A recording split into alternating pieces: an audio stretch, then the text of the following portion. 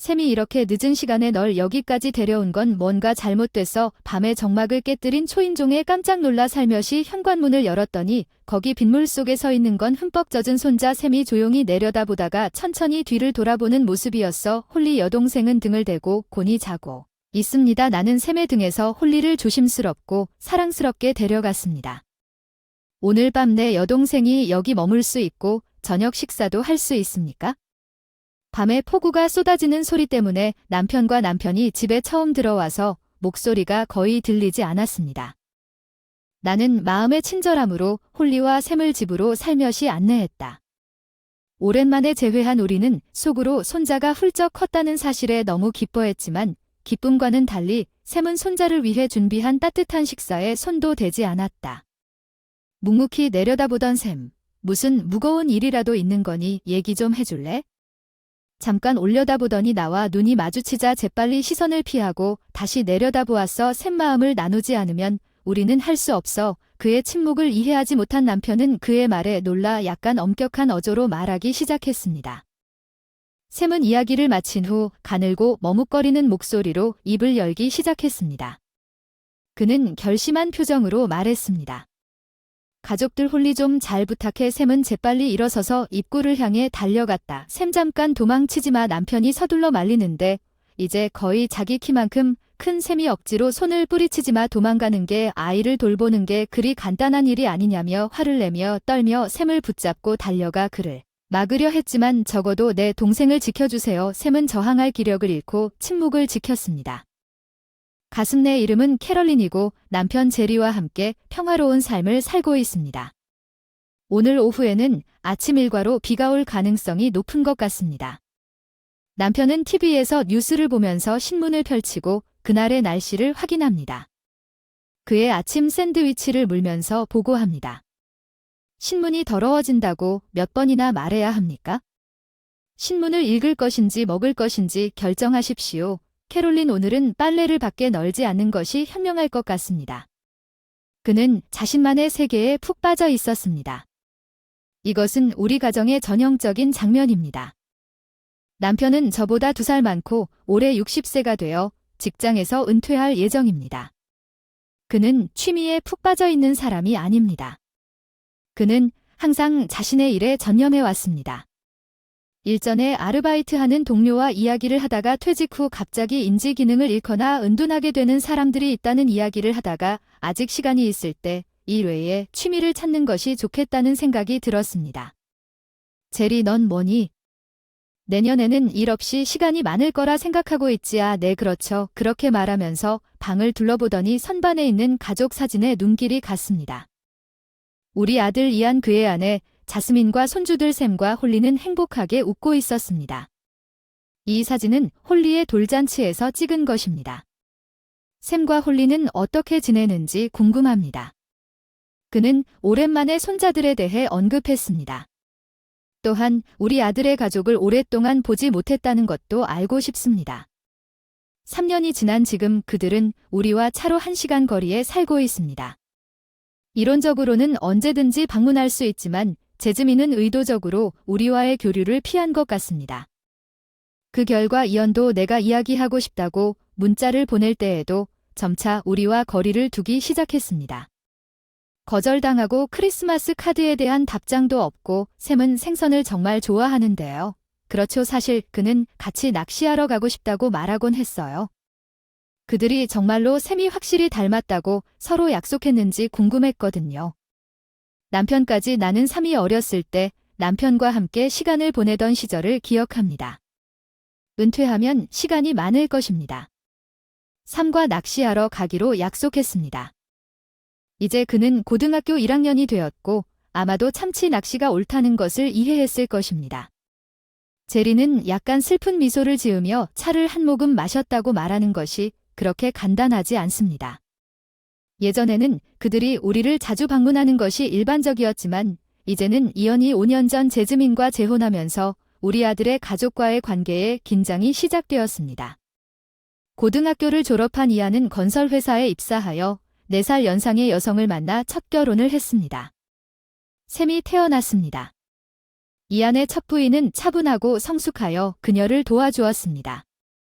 이후 이한이 결혼하고 나서 집안일을 능숙하게 시작한 적이 거의 없었다. 결혼해줘서 항상 고마웠지만 항상 부드러운 미소로 거절했다. 이한은 정말 솔직하고 착한 사람이다.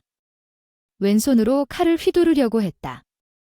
오른손잡이인데 왼손잡이라고 야채를 썰다니 참 감미로운 이야기네. 이한 덕분에 우리 집은 항상 웃음이 가득해요. 세 식구가 함께 행복하게 사는 모습을 보며 진심으로 행복했어요. 갑자기 물어봐서 너무 미안해요. 저번에 샘을 어린이집에 데리러 오라고 내가 너 좋아하는 피클 몇 개 가져왔어. 고마워요. 고마워요. 정말 좋지만 주저하지 말고 오후 4시까지 아르바이트 끝내라고 해주세요. 그래서 항상 어린이집에서 그를 데리러 갈 수 있어서 정말 도움이 됐어요. 정말 감사합니다. 그녀는 항상 올바르게 행동하는 방법을 알고 있었고 우리 가족과 매우 좋은 관계를 구축했습니다. 나는 이 행복이 영원히 지속될 것이라고 믿었지만 삼이 9살이었을 때 우리는 그의 어머니가 암 진단을 받았는데 암이 상당히 진행된 상태여서 6개월밖에 살 수 없다고 말했어요. 캐롤린 정말 미안해요. 병실에서 제 아들을 돌봐주세요. 어머니가 이런 진지한 말을 했다면 사과하지 마세요. 내가 내 자리를 대신할 수 있을까? 눈물을 참을 수가 없었어. 지난 10년 동안 이한과 샘 덕분에 정말 행복했고 웃는 일도 많았고 행복한 시간도 많았고 앞으로도 행복한 미소로 살았으면 좋겠다. 그 말과 함께 그녀는 따뜻한 미소를 지었고 그녀의 시간이 예언된 대로 그녀는 상쾌한 가을날 평화롭게 세상을 떠났습니다. 그 후 이현과 삼에게 새로운 삶이 시작되었습니다. 이현은 일로 바빴고 집에 늦게 오는 경우가 많아 주말에 아르바이트를 마치고 샘 집에 가서 돌보곤 했는데 이한이 일로 바쁠 때면 어디든 우리 집에서 샘을 돌볼 수 있어서 더 기뻤습니다. 가고 싶어 할아버지. 할머니가 원하는 곳이면 어디든지 가자. 샘은 절대 자기중심적이지 않았어. 늘 어른들의 행동을 주의 깊게 관찰해 주셨어. 우리를 배려해 주시는 것 같았어. 조부모님이 가끔 걱정되기도 했어. 우리는 샘을 제대로 지원해야 해. 네, 맞아요. 그런 상황에서 샘이 쇼핑 중에 자신의 소원을 밝혔습니다. 생선을 먹고 싶다. 그의 솔직한 마음이 전해져서 우리는 정말 행복했습니다. 사실 저는 재혼을 생각하고 있어요. 이하는 샘이 11살이 되었을 때 우리에게 이 소식을 전했습니다. 새로운 파트너는 제즈민이라는 23세 여성이었습니다. 제스먼은 이언보다 10살 어리고 술집에서 아르바이트를 하다가 만나서 친분을 쌓았습니다. 이언의 이야기를 듣고 약간 걱정이 되었지만 이언이 제즈민을 데려왔을 때 걱정이 커졌습니다. 집에 처음 왔어요. 만나서 반가워요. 알게 되기를 기대하고 있어요. 자스민은 캐주얼한 스웨터와 짧은 스커트에 큰 귀걸이가 달린 짧은 스커트와 디자이너 핸드백을 입고 있었습니다. 아름다운 외모에도 불구하고 젊기 때문에 조금 순진해 보였습니다. 넌 아직 23살이잖아. 이한과 결혼하면 갑자기 샘의 엄마가 될까봐 걱정되지 않니? 진지한 표정으로 물었지. 난 잘 될 것 같아. 그래. 그 사람들의 무심한 대답을 들으면서 우리 남편과 나는 알아낼 거라고 믿어. 말없이 복잡한 감정에 둘러싸여 눈빛을 교환하다 우리는 조용히 함께 시간을 보냈습니다. 약 2달 후 이한과 자스민이 결혼했습니다. 아빠, 형님이 살던 집을 우리 써도 될까요? 남편, 형님이 몇 년 전에 외국으로 이사 갔을 때를 대비해 돈을 저축하고 싶어요. 그리고 그의 집은 남편이 관리하고 있었습니다. 남편이 임대하려고 계획했지만 바쁜 일정으로 인해 계획이 실현되지 않았습니다. 두 분이 거기 살면 도움이 될 것입니다. 샘이 학교를 바꿔야 할 것이라는 점을 명심하세요. 괜찮습니다. 3은 이 배열로 새 학교에 빨리 적응할 것입니다. 그들의 가족은 우리 집에서 차로 약 1시간 거리에 있는 남편 소유의 집으로 이사했고 이전에는 3을 거의 매일 보았지만 제즈민이 가족과 합류하면서 새로운 삶을 시작했습니다. 집에 갈 필요가 없어졌고 3을 만날 기회가 크게 줄어들었지만 이언은 그들이 데이트를 할 때 한 달에 몇 번씩 3을 떠나는 이유에 대한 엇갈린 감정에도 불구하고 3과 함께 보낸 시간이 소중했고 항상 우리와 함께했습니다. 샘 자신도 어려서 부모님 사정을 이해하는 것 같고 배려심 있게 행동해서 걱정이 됐어요. 새 학교는 마음에 드나요? 재미있나요? 네, 재미있어요. 처음에는 전학해서 아쉬웠지만 지금은 3이 부모님의 결정으로 인해 전학을 가게 된 것을 생각하면 이미 새로운 친구들이 생겼고 마음이 아팠습니다. 그와 제즈민의 관계가 궁금했지만 직접 물어보기가 망설여져서 더 이상 누르지 못했어요. 우리 가는 게 어때요? 오늘은 할아버지, 할머니와 함께 닭날개 먹기 정말 멋져요. 샘의 순수한 미소를 보며 치킨을 많이 먹을 거예요. 1년이 지났고 샘에게는 홀리 여동생이 생겼어요. 다음에는 홀리를 위한 베이비 샤워를 하고 싶어요. 홀리 이안과 사진 촬영을 좋아하고 자스민은 점차 홀리를 핑계로 돈을 요구하기 시작했는데 이는 샘이 어렸을 때와 달라서 갈등을 느꼈지만 항상 홀리를 위해 요구한 것보다 더 많이 보내고 샘에게 용돈을 주었습니다. 할리가 제대로 앉을 수 있게 되면 이언과 제즈민은 종종 아이들을 데리고 나가서 우리 자신을 재충전할 시간이 필요합니다. 그러면 아빠와 엄마는 아이들을 문 앞에 넘겨준 후 바로 손주들과 즐거운 시간을 보낼 것입니다. 그들이 떠난 후 빨리 떠나자 우리는 조금 서글펐지만 샘과 홀리가 집에서 남편과 즐겁게 놀고 있는 모습을 보니 마음이 따뜻해졌습니다. 샘은 여동생 홀리를 사랑했고 홀리가 울기 시작할 때에도 그를 많이 신뢰하는 것 같았습니다. 이언과 제즈민의 행동에 대한 우리의 걱정에도 불구하고 샘이 그녀에게 부드럽게 노래를 부르자마자 손주들과 함께 보낸 소중한 시간은 우리에게 큰 기쁨이었지만 할리의 첫 번째 생일 무렵 샘과 할리가 우리 집을 방문하는 횟수가 감소했습니다. 극적으로 샘은 이제 중학생이 되어 이런 생각으로 너무 바빴을 수도 있습니다. 이언에게 연락했습니다. 다음 주 일요일에 당신 지역에 심부름이 있어서 잠시 들러도 괜찮을까요? 예. 하지만 제즈민에게 확인해야 합니다. 먼저 전화로 불분명한 응답을 받은 후 이언과 제즈민에게 여러 번 연락을 시도했지만 그들은 항상 어떤 이유가 있었고 샘이나 할리를 다시는 볼 수 없었습니다.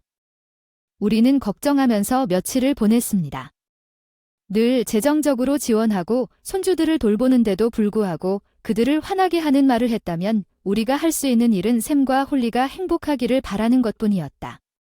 3년이 지나 샘은 고등학생이 되었고 홀리는 어느 날 4살이 되었다. 오랫동안 손주를 보지 못하다가 오후 5시쯤 근처 마을에서 친구들과 영화를 보고 돌아오는 길에 우연히 샘을 발견했습니다. 버스 정류장에서 자전거가 지나가고 있었습니다. 자전거를 탄 사람은 샘이 사각 배낭을 메고 음식을 배달하는 모습이었습니다. 샘 충동적으로 이름을 불러드나 뒤도 돌아보지 않고 지나갔습니다. 집에 돌아왔을 때 다른 사람이 아니었나요? 그리고 남편에게 그 사건에 대해 말했는데 그는 약간 회의적이었습니다. 비록 배달 일을 하는 고등학생이 이안의 재정 상황이 너무 안 좋아서 제 손자의 얼굴을 실수할 리가 없습니다. 완전히는 모르겠지만 $500를 보냈습니다. 각각의 생일을 기념하기 위해 샘에게는 그것만으로는 충분하지 않을 것입니다. 우리는 이언의 가족이 다른 곳에서 행복하게 살고 있다고 믿었지만 그날 샘을 보는 것은 불안감을 가져왔습니다. 2주 후 비가 계속 내리는 날 예상치 못한 사건이 발생했습니다. 일기예보에서는 비가 올 것이라고 했습니다. 정오부터 무겁기 때문에 퇴근길 각별히 조심하세요. 남편이 여느 때처럼 아침을 먹다가 신문을 보다가 이렇게 말했는데 오후에는 예상대로 날씨가 나빠져서 남편이 퇴근하고 비에 흠뻑 젖었습니다. 지붕에 떨어지는 빗소리가 너무 커서 TV 소리가 거의 들리지 않았습니다. 이제 자야 할 시간인가 봐요. 침실로 가려고 하는데 갑자기 초인종이 울렸어요. 이 늦은 시간에 TV를 보고 있는 게 누구일까요? 모니터에 샘이 서 있는 걸 봐서 머리가 낮게 숙여져 있어 어서 샘이야. 우리가 달려가서 문을 열자 거기 샘이 비에 흠뻑 젖어 서 있었어. 샘 무슨 일이야? 너 왜 이렇게 늦게 왔니? 그도 조용히 뒤돌아 홀리도 너와 함께 있었어. 나 샘이 업고 있던 홀리를 살짝 안고 홀리에게 저녁을 먹여주고 오늘 밤은 비에 흠뻑 젖어 있게 해주세요. 샘이 먼저 홀리를 안고 안으로 들어와서 부드럽게 요청했습니다. 제가 그들을 안으로 안내했고 남편이 안내한 샘 홀리는 비옷을 입고 있었습니다. 코트를 입었지만 샘이 자신을 비로부터 보호하기 위해 자신을 희생한 것은 분명했습니다. 홀리는 놀랍게도 비에 젖지 않은 채 깊은 잠에 빠져 평화롭게 잠자리에 든 반면 샘은 완전히 흠뻑 젖어 있어서 먼저 그를 따뜻하게 해주었습니다. 목욕하는 동안 나는 부엌에서 그들을 위해 따뜻한 저녁 식사를 준비하기 시작했습니다. 이 티셔츠는 제리의 티셔츠라 당신에게는 조금 클 수도 있지만 딱 맞습니다. 샘 당신은 너무 많이 컸어요. 어떻게 보면 놀랍습니다. 우리가 마지막으로 만난 이후로 당신은 많이 변했습니다. 정말 허슬 속에서 우리는 홀리도 꽤 자랐다는 것을 몰랐습니다. 우리 손자들이 3년 후에 얼마나 컸는지 보면서 우리는 감동받았지만 기쁨과는 반대로 샘은 머리를 숙이고 침묵을 지켰습니다. 밥 다 됐는데도 내려와 샘 무슨 일 있으면 얘기 좀 해라. 잠깐 나를 올려다보더니 이내 시선을 피했다. 말을 안 하면 이해가 안 돼. 침묵을 참지 못해 남편이 일으켰다. 그의 목소리에 샘은 조용히 작은 목소리로 말하기 시작했습니다.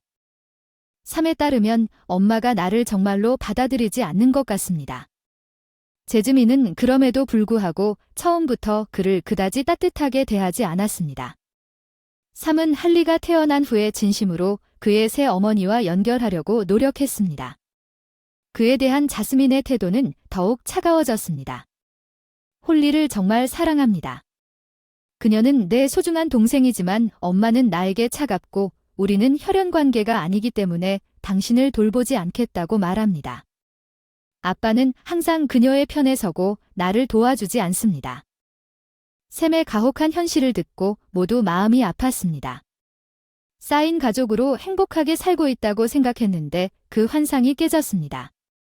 왜 더 일찍 오시지 않았나요? 사실 할아버지, 할머니는 우리를 좋아하지 않는 줄 알았습니다. 더 이상 울면서 샘은 이야기를 계속했습니다. 제스민이 손자를 돌보는 것이 번거롭다고 생각해서 방문을 중단했다고 말했습니다.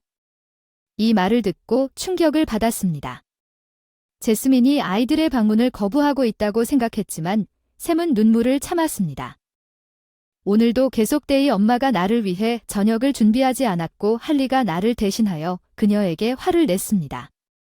제즈민은 자신의 딸이 샘의 편에 서서 비를 맞으며 집에서 쫓아냈다고 화를 냈지만 여기까지 올 수 있어서 다행입니다.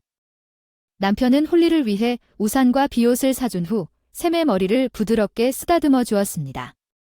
돈이 떨어졌습니다. 기차로 최대한 멀리 왔지만 나머지는 걸어서 가야 해서 너무 늦었습니다. 정말 죄송합니다. 괜찮아. 샘 내가 옆에 있으면 사과할 건 없어. 그냥 문제만 일으키고 홀리를 잘 부탁해. 홀리는 진지한 표정으로 이렇게 말하고 서둘러 입구로 달려가기 시작. 기다려. 샘 남편이 필사적으로 말리려 했지만 어른 샘은 손을 흔들고 납작하게 문 밖으로 나갔다. 말도 안 돼. 아이들을 돌보는 건 단순한 분노에 떨면서 소리치며 샘을 쫓아갔지만 샘은 이미 남편의 품에서 샘을 빼앗는 것을 거부했다. 부드럽게 그의 어깨를 껴안고 샘이 그러는 건 아니라고 말했어요. 우리는 항상 당신과 홀리를 보고 싶어 필사적으로 노력했지만 이언과 제즈민은 우리가 당신을 만나도록 허락하지 않았습니다. 사실 샘은 나를 놀라서 쳐다보았습니다. 나는 우리가 어떻게 그렇게 하려고 노력했는지 설명했습니다. 3년 동안 연락을 하고 만나지 못한 아픔과 생일 선물로 돈을 보내왔다는 사실에 내 말에 크게 놀랐다. 샘은 내 말을 서서히 믿기 시작했고 그의 표정도 점점 누그러졌다. 나는 아무것도 몰랐다. 그 돈에 관해서도 엄마가 쓰고 있을지도 모르니 이번 폭로로 마음이 아팠습니다. 더 나아가 샘은 고등학교 등록금은 어떻게든 충당했지만 생활비나 학용품은 한 푼도 받지 못하고 아르바이트를 하며 돈을 벌고 있었다고 밝혔습니다. 끝나고 만나요. 샘 당신 레스토랑에서 일하시나요? 눈치채셨나요? 내 음식 배달하는 당신과 똑같이 생긴 사람을 봤어요. 전화하려고 했는데 자전거를 타고 너무 빨리 지나가서 당신인지 확신할 수 없었어요. 그는 고개를 끄덕였습니다. 고등학교 입학 이후 슬픈 표정으로. 엄마가 저녁 준비를 중단했다. 나는 일하는 식당에서 식사를 하는데 오늘은 쉬는 날이어서 집에 오면 저녁이 없었는데 홀리가 일어섰다. 샘의 눈에서 또 눈물이 흘렀다. 이제 괜찮아. 샘. 나는 부드럽게 샘을 안아주었다. 이하는 너에게도 차갑다. 남편이 걱정스럽게 물었다. 그래, 그는 항상 엄마 말을 잘 들어준다. 첫 번째 엄마와의 관계가 그리워. 아빠는 그때도 친절하게도 샘이 큰 소리로 울기 시작했습니다. 남편은 잠시 슬픔에 잠겨 고개를 숙이고 앉아 있었습니다. 샘의 울음소리가 집 전체에 울려 퍼졌지만 그가 진정되기 시작하자 남편은 조용히 샘에게 말했어요. 아까 우스꽝스러운 말은 하지 마세요. 내 아버지와 자스민을 위한 거였어. 우리가 너와 홀리를 절대적으로 보호할 거야. 그렇지. 더 이상 걱정하지 않아도 돼. 홀리는 거실 문을 바라보며 잠에서 깨어났지. 홀리는 벽 뒤에서 소심하게 우리를 엿보고 있었지. 홀리 그렇지? 할아버지와 할머니는 세차게 고개를 저으며 남편과 나는 눈빛을 교환하고 미소를 지었다. 라일리는 괜찮다고 이해한 순간을 나누었다. 홀리는 우리를 마지막으로 본 게 첫 번째 생일이었으니 당연히 기억하지 못하는 게 당연하다. 잠깐만 기다려줘. 이거 보여줘. 홀리의 돌잔치 사진을 벽에서 집어 보여주려고 홀리의 얼굴이 밝아진 것을 본 순간 그녀는 재빨리 샘샘에게 달려갔다. 무슨 일이냐? 배고프다. 남편과 교환했다. 이번엔 따뜻한 미소로 다시 한번 쳐다봅니다. 저녁 다시 데우고 모두 맛있게 먹자. 샘. 홀리 목도 잘 챙겨줄 수 있니? 홀리와 함께 그녀가 제일 잘 알잖아. 잠에서 깨어 샘의 표정이 점차 누그러지자 그들은 진심으로 식사를 즐겼고 곧 침대에서 함께 잠이 들었다. 그들의 평화로운 얼굴 우리는 눈물을 참으며 그들의 힘든 시간을 만회하겠다는 깊은 감동을 받았습니다. 우리는 무슨 일이 있어도 샘과 홀리를 보호하기로 결심했습니다. 그 마음속의 결심으로 우리는 조용히 차를 타고 이안의 집으로 향했습니다. 조명은 여전히 켜져 있었습니다. 안에서 벨을 누르자 당황한 이안이 대답했다. 왜 이렇게 밤늦게까지 왔느냐는 이안의 말림도 무시하고 우리는 집거실에 들어갔는데 빈술 캔이 탁자 위에 흩어져 있고 자스민이 그 위에 앉아 있었다. 소파에서 맥주를 마시며 TV에 열중하며 웃고 있는 것. 제리 캐롤린이 왜 이렇게 늦게 여기까지 오게 됐나요? 이게 괜찮다고 어떻게 생각하세요? 도대체 당신이 무슨 짓을 했는지 진지하게 생각해봐야 합니다. 남편의 목소리는 분노로 가득 차 있었습니다. 눈에 띄게 흔들리는 자스민. 처음에는 충격을 받은 자스민은 이내 평정을 되찾고 당당하게 우리를 노려보았고 샘과 홀리는 내 집으로 갔지. 비에 흠뻑 젖어 우리에게 왔지. 우리가 샘에게 준 돈이 싫었다는 거짓말을 퍼뜨리고 있었던 것 같아. 손자들은 결코 손을 대지 않았다는 것이 무엇을 의미합니까? 우리는 그들의 부모입니다. 당신의 일이 아닙니다. 이언은 제즈민 옆에 앉았고 두 사람은 샘과 홀리의 말을 완전히 믿는 우리를 비난하고 불만을 표시했다고 비난하면서 한결같이 우리를 노려보았습니다.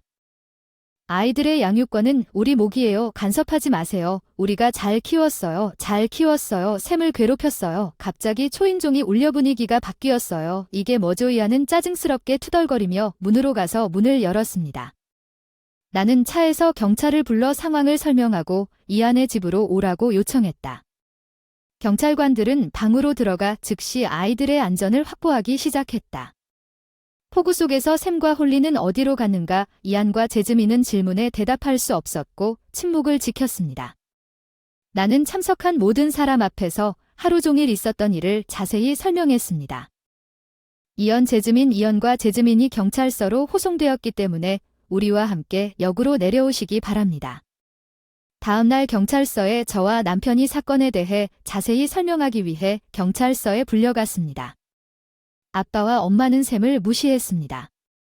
샘은 저녁에 저녁 식사도 준비하지 않고 낮에는 학교 때문에 너무 바빠서 일도 하지 않았습니다. 밤 아르바이트 나도 4살 샘을 돕고 싶어. 홀리는 진지하고 세심하게 말했어. 집에 비정상적인 상황으로 괴로워하는 게 분명했어. 집에서 그 말에 눈물이 흘렀어. 홀리는 내가 오는 것을 신기한 듯이 쳐다보았다. 왜 울고 계시나요? 유치원 선생님이 경찰은 정의의 영웅이라고 하더군요. 그들은 반드시 우리를 도와줄 거예요. 그렇죠. 홀리 더 이상 걱정하지 마세요. 홀리 경찰관은 손주들이 제 남편과 얘기를 마친 후 미소를 지으며 경찰관에게 이렇게 말했습니다. 나는 경찰관에게 손주들의 미래에 대한 당신의 계획이 무엇인지 말하라는 전화를 받았습니다. 우리는 삼과 할리를 이언과 제즈민에게 돌려보내지 않겠다는 확고한 결심을 표명했으며 앞으로는 그들을 돌볼 것이라고 강조했습니다. 경찰은 법적 절차에 대한 조언을 제공했고 남편이 알고 있는 변호사와 상담하기로 결정했습니다. 5일 후 변호사가 구금된 이언과 제즈민을 방문하여 경찰서 회의에서 그들의 상황을 논의했습니다. 우리는 먼저 4가지 주요 주제에 대해 논의했습니다. 우리는 합법적으로 입양할 의사가 있음을 분명히 했습니다. 삼과 할리가 그들을 양육하고 두 번째로 이언 제즈민과 아이들 사이의 접촉을 금지하는 엄격한 조치를 취하기로 결정했습니다. 세 번째로 더 이상 그들에게 재정적 지원을 제공하지 않겠다고 선언했습니다. 네 번째로 그들이 살고 있는 집이 다음과 같다고 알렸습니다. 다음 달 철거 예정이고 즉시 퇴거하라는 명령을 받았습니다. 처음에 이언과 제즈민은 이러한 사실을 듣고 강한 분노를 나타냈습니다. 이것은 소위 부모의 애정입니다. 이언의 목소리는 분노로 가득 차 있었지만 변호사는 침착하게 삼이 당신의 친아들이라고 반박했습니다. 귀하가 자신의 자녀에게 행한 일을 고려한 후 변호사의 논리적인 대응으로 인해 이언은 침묵하고 법적 절차가 끝난 후 할 말을 잃었다고 말할 권리가 있다고 생각합니다. 삼과 할리의 입양이 성공적으로 완료되었으며 그들은 이제 우리와 함께 살고 있습니다. 우리 사랑 그들은 평화로운 나날을 보내며 행복하게 살고 있습니다. 그동안 이안은 자신의 집 철거를 강력히 반대했지만 여전히 자신의 집이 철거되는 것을 목격했습니다. 이안은 황폐해져서 한동안 서 있을 수 없었습니다. 직장에 학대 소문이 퍼져 반복적으로 무단 폭행을 당했습니다. 결석 및 결과적으로 해고 이언과 제즈민은 한 푼도 없이 한동안 어딘가에서 조용히 살다가 어느 날 이언이 나에게 와서 더 많은 문제를 일으키고 싶다면 돈을 요구하면서 이 말을 듣고 경찰에 신고해야 할 것입니다. 이언은 침묵했습니다. 그날 이후로 우리는 이언과 제즈민에 대해 아무 소식도 듣지 못했습니다. 반면에 우리와 함께 새로운 삶을 시작한 삼과 할리는 처음에는 약간 긴장했지만 함께 시간을 보내면서 점차 편안해졌습니다. 삼은 아르바이트를 그만두고 자신의 일에 집중하기 시작했습니다. 공부와 과외 활동은 학교에서 즐겁게 시작하세요. 할아버지 내일 몇 시에 출발해요. 만조는 내일 오전 8시니까 오전 3시에 출발하자. 안 일어나면 꼭 깨워주세요. 잠깐만요. 은퇴한 남편이 샘이랑 낚시를 즐겨 하는데 오징어, 도미, 가자미 등 다양한 물고기를 잡아서 낚시의 재미를 제대로 즐기고 있는 것 같아서 내일 아침 샌드위치는 남편이 옆에 서서 일찍 아침을 달라고 하더라고요. 낚시 여행은 물론이죠. 할머니는 언제 일어나셔야 합니까? 아침밥 차리느라 가난한 할머니. 그렇죠. 홀리는 5살밖에 안 됐지만 마음씨 착한 아이예요. 자기 가족의 마음도 잘 이해하고 특히 저를 이해하는 데 있어서는 조금 공감하는 편이에요. 미안해요. 다음엔 제가 직접 준비할게요. 내가 제일 좋아하는 오징어를 많이 잡아줄게. 정말 이야. 그럼. 할아버지와 샘은 매일 최선을 다한다. 샘과 홀리가 우리 집에 작은 기쁨을 가져다주는 훈훈한 순간들. 이전에는 은퇴 후 우리의 삶이 어떻게 될지에 대한 약간의 불안이 있었다. 하지만 이제 샘과 홀리가 우리 삶에 합류하면서 그 걱정은 완전히 사라졌습니다. 매일 새로운 빛과 기쁨으로 가득 차 있습니다. 우리의 나날은 밝고 빛나고 있습니다. 그들이 과거의 상처에서 완전히 회복될지는 불확실하지만 이곳이 가족이 그들에게 중요한 안식처를 제공합니다. 우리는 삶을 굳게 믿고 이 집을 그들의 진정한 집으로 느끼며 그들이 여기서 안전하게 성장할 수 있도록 지원하고 싶습니다. 제 이름은 캐스런입니다. 저는 65세입니다. 남편 마이켈과 함께 편안한 하루를 보내고 있습니다. 몇 년 전 치매 진단을 받고 치료를 받고 있지만 진행 속도를 늦출 수밖에 없습니다. 그는 한때 은행 전담 직원이었고 지점장이 되기도 했습니다. 평소에는 재치 있고 대화가 빠른 그는 때로는 정신이 없는 것처럼 치매로 인해 길을 잃은 것처럼 보입니다. 그런 시기에 다른 세상 나는 그를 혼자 둘 수 없어서 외출해야 할 때 항상 그를 돌본다. 우리는 마이클을 돌보기 위해 간병인이나 딸들에게 의지한다. 우리에게는 아들과 딸이 있다. 우리 아들 데이비드는 에밀리와 결혼한 지 7년이다. 전에는 사랑스러운 딸이 있고 편안한 아파트에서 행복한 삶을 살고 있는 반면 우리 딸은 독립심이 강해서 독립해서 독립하여 새 삶을 시작했습니다. 데이비드는 가족이 모두 함께 살기를 원했지만 에멀리는 자신의 생활 공간을 우선시하고 우리와 함께 사는 것을 단호하게 거부했습니다. 에멀리는 데이비드를 만난 이후로 결혼하기 전에도 종종 주도권을 잡고 용감하고 강했습니다. 나는 생생하게 기억합니다. 처음 우리 집에 왔을 때 그녀의 자신감 넘치는 태도는 약간 건방지게 보였지만 그것은 그렇습니다. 우리 죄 결혼의 이정표에서 그녀의 매력 중 하나는 부인할 수 없습니다. 우리는 며느리와의 대화를 통해 그녀를 진심으로 환영했습니다. 우리는 그녀를 더 잘 이해하기를 바랐지만 그녀가 한 말은 의외로 쌀쌀했습니다. 나는 그의 부모님과 관련되지 않기 위해 데이비드와 결혼했습니다. 에밀리는 엄숙한 얼굴의 애드라는 점을 이해해 주세요. 그녀의 갑작스러운 선언은 마치 우리 사이에 선을 긋는 것처럼 우리 아들과 미국 모두 말문이 막혔습니다. 가족의 유대를 소중히 여기는 마이클은 당신이 관여하고 싶지 않더라도 에밀리에게 친절하게 제안했습니다. 데이비드의 파트너와 우리 가족은 함께 즐거운 시간을 보내는 것에 대해 생각해 봅시다. 그러나 에멀리의 반응은 마이켈이 바라던 것과 달랐습니다. 당신이 엘더 케어의 책임을 나에게 전가하고 싶어 할 수도 있다는 것을 알고 있습니다. 나는 내 부모님을 돌볼 것입니다. 하지만 나는 절대로 다른 사람들을 돌보지 않을 것입니다. 이 미래지향적 사고 진술은 우리 아들 데이비드가 눈에 띄게 혼란스러워졌습니다.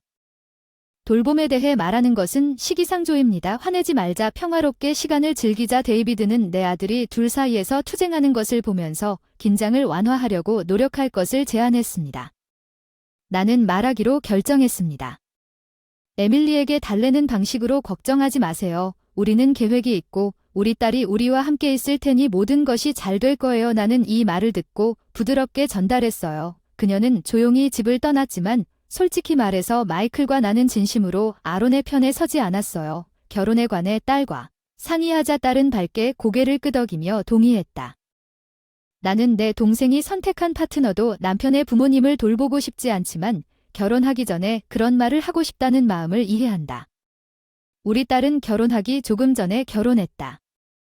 우리는 남편의 부모님이 그의 형제와 함께 살았기 때문에 케이지 주는 것에 대해 걱정하지 않았습니다. 그녀의 가족은 항상 손을 흔들고 놀러 오기 때문에 그녀가 아기를 낳을 때 우리 집은 항상 미소로 가득합니다. 그들은 한동안 여기에 살았고 그녀의 남편은 여기에서 살았습니다. 매일 와서 우리와 즐거운 시간을 보내곤 하는 에밀리 같은 친절한 사위는 마이클이 된 이후로 온 가족에게 항상 밝은 미소를 짓고 있습니다. 그는 제가 쇼핑을 하고 잠시 아이를 낳을 수 있는 시간을 허락해 주었습니다. 치매 투병 중에도 마이클이 자신의 세계에서 자신의 이야기를 엮어가는 것에 진심으로 감사드립니다. 최근 아버지가 돌아가시고 가족이 바쁘게 지내던 시절, 우리 사위는 손자의 온유함으로 마이클의 이야기를 들어줍니다. 장례 준비 사위가 마이클 옆에 있어 우리에게 큰 힘이 되었습니다. 부모님은 한때 전문적인 관리를 받을 수 있는 시설에 살았고 어머니가 돌아가신 후 아버지도 형제 없이 장수 생활의 장을 마감하셨습니다. 마이클이 건강했다면 나는 아버지의 장례식을 준비하는 중심에 있었습니다. 마이클의 도움에 의지할 수 있었을 텐데 그의 병이 허락하지 않았기 때문에 조금 외로웠던 에밀리의 마음을 배려해 아들이 별로 도움을 주지 못했을 것입니다. 그런데 우리 사위는 장례식 때 세심한 배려로 가족을 부양하는 정말 믿음직한 사람이었습니다. 반면에 에밀리는 장례식에서 잠깐 얼굴만 보이고 빨리 떠났습니다.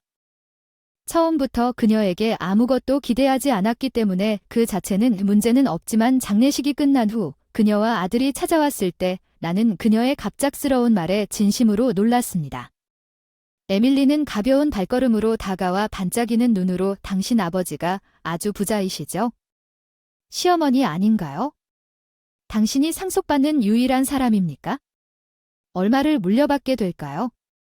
나는 아버지의 순간을 정리조차 하지 않았으며 아버지가 정보를 어디서 얻었는지 궁금했기 때문에 상속에 대해 이야기하기에는 너무 이릅니다.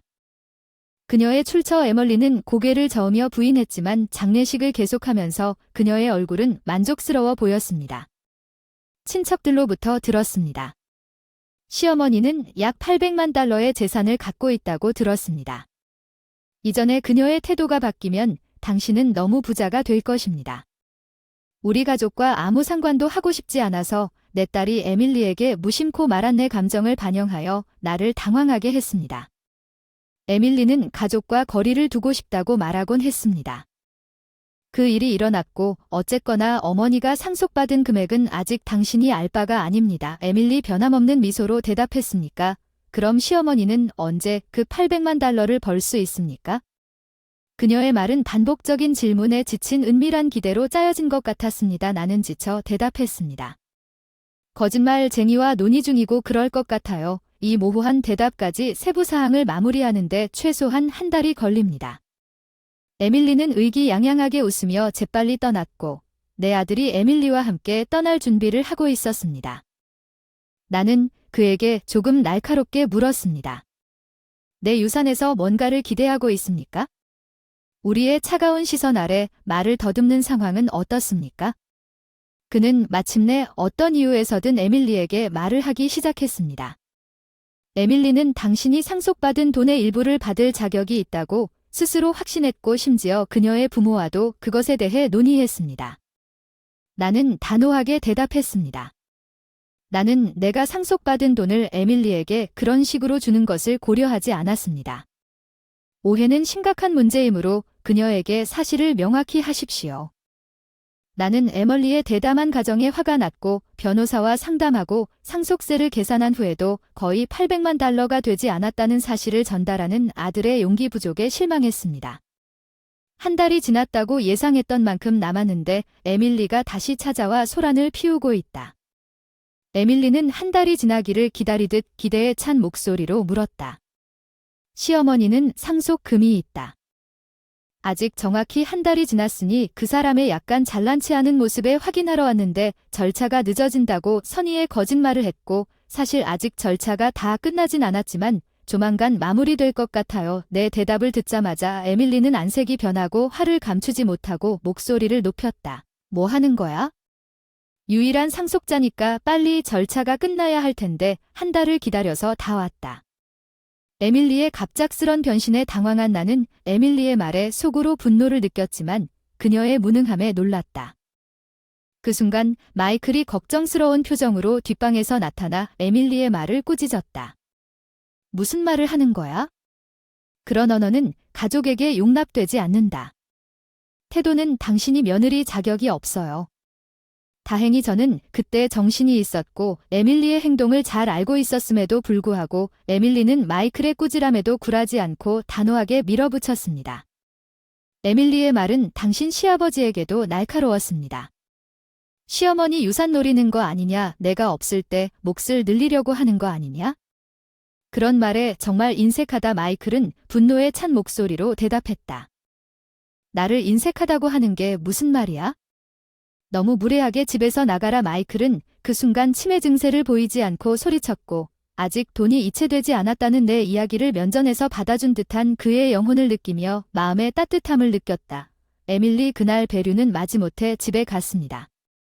그녀는 마이켈의 치매를 모르고 있는 것 같았습니다. 나는 마이켈의 치매 상태에 대해 아들과 논의했지만 에멀리가 그곳에서 가족과 함께 있고 싶지 않다고 말했기 때문에 그것이 퍼지는 것을 피하기 위해 에멀리에게 알리지 말라고 요청했습니다. 자세히 설명할 필요도 없었는데 의외로 다음날 에밀리 부모님을 맞이하게 되었어요. 그날 저는 마이클을 돌보는 사위를 믿고 딸, 손주들과 함께 여유롭게 쇼핑을 하고 있었는데 에밀리 부모님이 방문하셔서 즐거운 시간을 보낼 줄은 몰랐습니다. 에멀리와 그녀의 가족이 도착한 날 쇼핑 여행은 주저하지 않고 입장하여 마이켈과 사위에게 직접 상속 문제를 이야기했다고 발표했습니다. 우리는 당신이 큰 상속을 받았다고 들었는데 우리를 도와줄 수 있는지 궁금합니다. 그런 요청에 대해 우리는 집을 개조하는 것을 약간 고려하고 있습니다. 마이켈은 카어리에게 응답했지만 단호하게 대출을 요청하십니까? 안타깝게도 담보 없이는 돈을 빌려줄 수 없습니다. 마이켈의 대답은 치매의 흔적이 없는 은행원이었을 때처럼 날카롭습니다. 에멀리와 그녀 부모님은 자신이 치매 환자인지 전혀 몰랐을 것입니다. 사위는 상속 재산이 어떻게 될지 모르고 갑자기 일어난 일에 당황했을 뿐이며 VIS 방문객들에게 묵묵히 차를 따르고 과자를 제공할 수밖에 없었습니다. 그들의 대화를 듣는 동안 에밀리는 며느리로서 담보 요청에 자신있게 대답하여 충분한 담보가 되어야 한다고 요구했습니다. 그녀의 태도는 자신이 무의식적으로 상황을 완전히 통제하고 있다는 자신감을 전달하여 이전의 역할로 되돌아갔습니다. 은행원 마이켈은 에멀리의 아버지의 요청에 대해 담보를 주장했습니다. 에멀리의 아버지는 지원이 쉽게 받을 수 있을 것이라고 생각했지만 예상치 못한 담보 요청에 당황했습니다. 여전히 담보를 고집하는 마이켈은 마지못해 집을 담보로 사용할 것을 제안했습니다. 치매에 걸린 마이켈은 조심스럽게 담보를 제공해야 할 필요성을 간과했습니다. 담보 가치를 평가합니다. 얼마만큼의 자금 조달을 원하는지 이해했습니다. 마치 직업 시절에 에멀리의 아버지가 단순히 20만 달러라고 대답한 것처럼 물었습니다. 그러나 에멀리는 마이켈에게 빠르게 요청을 추가했습니다. 아니요, 가능하다면 약 50만 달러를 원합니다. 100만 달러는 800만 달러이므로 100만 달러는 문제가 되지 않을 것입니다. 마이클은 에밀리의 요청을 잠시 고려하는 척하다가 미소로 응답했습니다. 알겠습니다. 우리는 100만 달러 대출을 진행할 것입니다. 그는 이 예상치 못한 대답이 에밀리를 마치고 즐겁게 집으로 돌아온 에밀리와 그녀의 부모님을 기쁘게 했다고 말했습니다. 그리고 그녀의 가족은 마치 은행 시절로 시간여행을 하듯 마이클을 서둘러 사위에게 물었습니다. 지금 그 사람들의 이름이 그리워요. 그 사람들을 아시나요? 마이클의 환상에 노란한 사위는 정중하게 응 브랜치라고 대답했습니다. 매니저는 방금 이 말을 듣고 만난 에밀리와 그녀의 가족이었습니다. 마이클은 사위에게 자랑스럽게 자랑했습니다.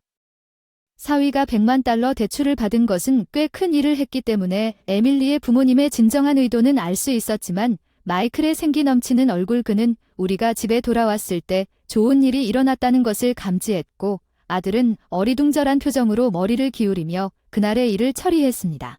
오늘은 좀 특이한 날이었습니다. 당신의 아버지는 은행 지점장이자 에밀리의 남편과 그녀의 남편으로 돌아가던 시절로 돌아가신 것 같았습니다. 100만 불 대출이 나왔을 때 부모님은 그의 옛날 이야기를 모두 귀담아 듣는 것 같았습니다. 모두의 기쁨은 이 말을 듣고 마치 그가 진짜 지점장인 것처럼 보였습니다. 나는 나의 걱정이 현실이 된 것을 느꼈습니다. 우리가 있는 동안 에멀리와 그녀의 가족이 방문할 것이라고는 상상도 못했습니다. 하지만 우리의 부재는 최선이었을 것입니다. 마이클에게 아버지의 유산에 대해 말하지 않았으며 설사 아버지가 내가 마음을 열었던 것을 아버지가 기억할 것이라고는 생각하지 못했습니다. 나는 아버지에게서 받은 돈을 저축하려고 했습니다. 우리의 보살핌을 위한 유산이에 저는 마이클과 제가 제 딸의 가족이 사위가 언급한 저녁 식사를 즐기고 있는 동안 제 아버지가 살았던 것과 비슷한 서비스가 잘 갖춰진 요양원에서 평화로운 황혼의 시간을 보낼 계획을 세웠습니다. 에밀리의 집 개조 에밀리가 집을 개조한다고 말했는데 정말 그런 일이 일어나고 있나요? 그의 말을 들으면서 작은 드라마를 보는 것 같은 느낌이 들었습니다. 아니스 느낌이 나에게 부드럽게 퍼졌다가 마치 아니스가 현실로 변한 것처럼 일주일 후에 에밀리가 우리 집에 들이닥쳤습니다. 벌써 충분히 분노했습니다. 그 100만 달러는 언제 주실 건가요? 이미 수리 작업을 시작했으니 서둘러 주시겠습니까? 그녀의 분노는 격렬했고 어떻게든 상황을 완화해야 한다고 생각해서 무지에게 100만 달러를 먹였습니다. 무슨 말을 하는 겁니까? 전혀 눈치채지 못한 채 에밀리는 더욱 격분하여 당신 남편이 나에게 100만 달러를 약속했다고 소리쳤습니다. 모른 척하지 마십시오. 마이클이 에밀리의 큰 분노에 이끌려 나타나자 그는 정중하게 머리를 숙이고 침착하게 미안해요. 누군지 모르겠습니다라고 말했습니다. 하지만 그의 반응 부족에 놀라서 진정하세요. 에밀리는 잠시 말을 잃었으나 재빨리 마음을 가다듬고 그와 마주했습니다. 당신의 아내에게도 말해주세요. 당신은 나에게 100만 달러를 약속했고 즉시 그럴 것으로 예상합니다. 마이클은 무표정하고 초연한 태도로 대답했습니다. 법사야, 우리 처음 만나는 것 같은 느낌인데 당신은 누구일까요? 에밀리는 마이클이 농담을 하고 있다고 생각하고 웃으며 대답했습니다. 시아버지, 농담이면 충분해요. 우리 부모님에게 100만 달러를 준다고 약속하지 않았나요? 내가 마지못해 그녀에게 진실을 공유한 대화에 대한 에밀리의 좌절감, 실제로 마이클은 꽤 오랫동안 치매를 앓고 있었습니다. 때때로 그는 우리가 당신에게 돈을 주지 않기 전에 무슨 말을 했는지조차, 내 이름조차 기억하지 못합니다. 에밀리는 회의적인 것처럼 보였습니다. 마이클이 무표정하게 서 있는 동안 내 말은 그 순간 우리 아들이 달려와 에밀리에게 현실을 설명하기 시작했습니다. 전에는 언급하지 않았지만 사실 아빠는 100만 달러를 주겠다고 해도 치매에 걸렸습니다. 그는 기억하지 못할 달러를 지금 이 현실에 직면했습니다. 에멀리는 얼굴이 창백해졌고 내 마이켈의 상태를 이해하는 말을 할 수 없는 것 같았습니다. 나는 당신이 언급한 마이켈의 100만 달러 대출에 대해 에멀리에게 상황을 더 설명했습니다. 대출은 기반이라는 것을 알고 있습니다. 갚는다는 전제하에 갚을 능력이 있느냐는 질문에 에밀리는 화를 냈고 당신이 우리를 속였다고 믿을 수 없을 정도로 목소리를 높였습니다. 에밀리의 부모님이 도착해 정신이 혼미한 표정으로 우리 앞에 무릎을 꿇은 직후에는 이것을 용서하지 않을 것입니다. 제발 20만 달러라도 도움이 될 것입니다. 우리는 이미 개조를 시작했고 지금은 그들의 진심에도 불구하고 그 돈이 절실히 필요합니다. 상환 가능성 없이는 돈을 빌려줄 수 없습니다. 죄송하지만 돈이 없는 사람에게는 돈을 빌려줄 수 없습니다. 갚을 생각. 에밀리의 부모님은 마음을 움직이기 위해 몇 번이고 깊게 절을 했지만 내가 단호히 거절하자 그들은 무거운 발걸음으로 떠났지만 에밀리는 계속 남아 떨리는 목소리로 눈물을 흘리며 불만에 가득 찬 항의를 계속했다. 에밀리는 항소했다. 법정에 가져갈게나. 돈을 주겠다는 당신의 약속을 믿었는데 이제 영광이 아니군요. 그녀는 눈물을 흘리는 상태의 마이클을 보며 눈물을 흘리며 아들의 부양을 받으며 집을 떠났습니다. 그녀가 울고 있었던 이유는 에멀리가 돈에 너무 집착하는 이유는 그녀가 신용카드로 사치스러운 구매를 했다는 망상 때문에 마이켈로부터 100만 달러를 받을 것이라고 진심으로 믿었기 때문입니다. 그리고 에멀리의 부모가 고용한 계약자는 평판이 좋지 않았고 전액을 요구했습니다. 일을 조금 시작한 후에 돈을 지불. 에밀리는 100만 가지 대화가 끝난 후 도움을 청하러 나에게 왔을 것입니다. 그러나 나는 마이클이 언급한 대출에 관여하지 않았기 때문에 그녀의 문제에 대해 도움의 손길을 뻗을 수 없었습니다. 에밀리의 부모님도 마이클을 데리고 갔습니다. 그의 마른 수리를 위해 집에 자금을 확보했지만 결국 그들은 부정직한 계약자에게 속아서 작업을 대부분 취소했습니다. 에멀리와 그녀의 아들은 이제 과도하게 지출된 신용 한도에 대한 상환을 스스로 부담해야 합니다. 그것은 그녀 자신의 일이므로 피할 수 없지만 희망합니다. 내 아들은 이 경험을 통해 최근의 격변이 안정되고 필요할 때 에멀리를 더 잘 지원하고 안내하는 방법을 배웁니다. 내 딸과 사위는 우리 상황에 대한 걱정으로 마이켈을 혼자 돌보는 것이 어렵다는 것을 염려하여 예상치 못한 제안을 했습니다. 함께 살자. 마이클은 사위와 함께 있는 것을 좋아하고 주변을 밝게 해주었고 이 제안은 가족이 함께 살기로 결정한 나에게 안도감과 반가운 소식이었습니다. 이제 우리 집을 개조해야 할 때라고 결정했습니다. 내 딸과 사위는 내가 물려받은 돈을 급하게 쓰지 않고 딸은 가볍게 농담까지 했다. 급하게 쓸 필요는 없다. 그 돈은 너와 아빠를 위해 잘 써라. 남한테 의지하고 살고 싶지 않다. 미래를 고려하여 형의 아내와 같은 상속 재산을 고려하여 저는 접근 가능하도록 집을 개조하고 마이켈이 더 이상 걸을 수 없거나 딸의 가족에게 아기가 하나 더 있어서 모두가 편안하게 살 수 있도록 방을 추가하기로 결정했습니다. 상속에서 받은 돈은 그대로 유지됩니다. 미래의 요양원 비용을 위해 충분히 저축된 돈으로 저는 제가 세상을 떠난 후에 남은 것이 있다면 제 딸의 가족과 함께 살기 때문에 그것을 현명하게 사용할 것이라고 믿습니다. 마이켈은 전보다 덜 혼란스러워 보이는 것 같습니다. 치매 증상이 완화되었습니다. 새로운 가족 구조를 받아들인 딸과 사위에게 감사하며 서로 격려하면서 함께 행복한 가정을 꾸리기를 기대합니다. 딸 마야가 갑자기 이렇게 요구했습니다. 조용한 집에서 그녀는 존이 세상을 떠난 후 내 아들 존의 배우자였습니다. 그녀는 집을 떠나 다른 남자와 빨리 새로운 삶을 시작했습니다. 그녀가 떠날 때 여전히 슬퍼하면서 사랑하는 손녀 마이어를 우리와 함께 남겨두었습니다. 작은 마이어는 허약했지만 나는 그 이후로 몇 년 동안 존을 대신하여 온 마음을 다해 그녀를 사랑하겠다고 맹세했고 멜리는 내 인생에 다시 나타나 어머니로서 마야를 다시 데려갈 자연스러운 권리를 강력히 주장했지만 멜리는 한때 마야를 버렸습니다. 그녀를 돌려보내라. 나는 불신으로 가득 차 마야를 부드럽게 안고 있다. 나는 엄격한 시선으로 멜린을 바라보았다. 결코 마야를 그녀에게 맡길 수 없었다. 나는 레이첼 54세 사랑하는 남편을 병으로 잃은 지 2년이 지났고 이 넓은 단독주택에서 혼자 살고 있는데 한 사람이 살기에는 너무 크다고 느껴지지만 계속 여기서 살고 있습니다. 아들 존이 한때 동거를 제안했지만 그의 아내 멜라이는 나와 함께 사는 것을 강력히 반대했기 때문에 결코 그런 일이 없었습니다. 멜라이는 분명히 나를 싫어했기 때문에 존과 나는 내 아들의 가족, 특히 내 손녀인 마이어가 한 달에 한 번씩 머물던 시절에는 여전히 견딜 수 없었습니다. 마이어가 성장하는 것을 보는 것이 나에게 큰 기쁨을 안겨주었습니다. 그것은 나의 일상의 행복이었습니다. 그러나 마이어가 멜라인과의 불일치가 점점 더 빈번해지면서 우리 관계에 긴장이 가중되었습니다. 마이어 엄마는 마야에게 프릴이 달린 부드러운 천 드레스를 입히면서 이렇게 말했습니다.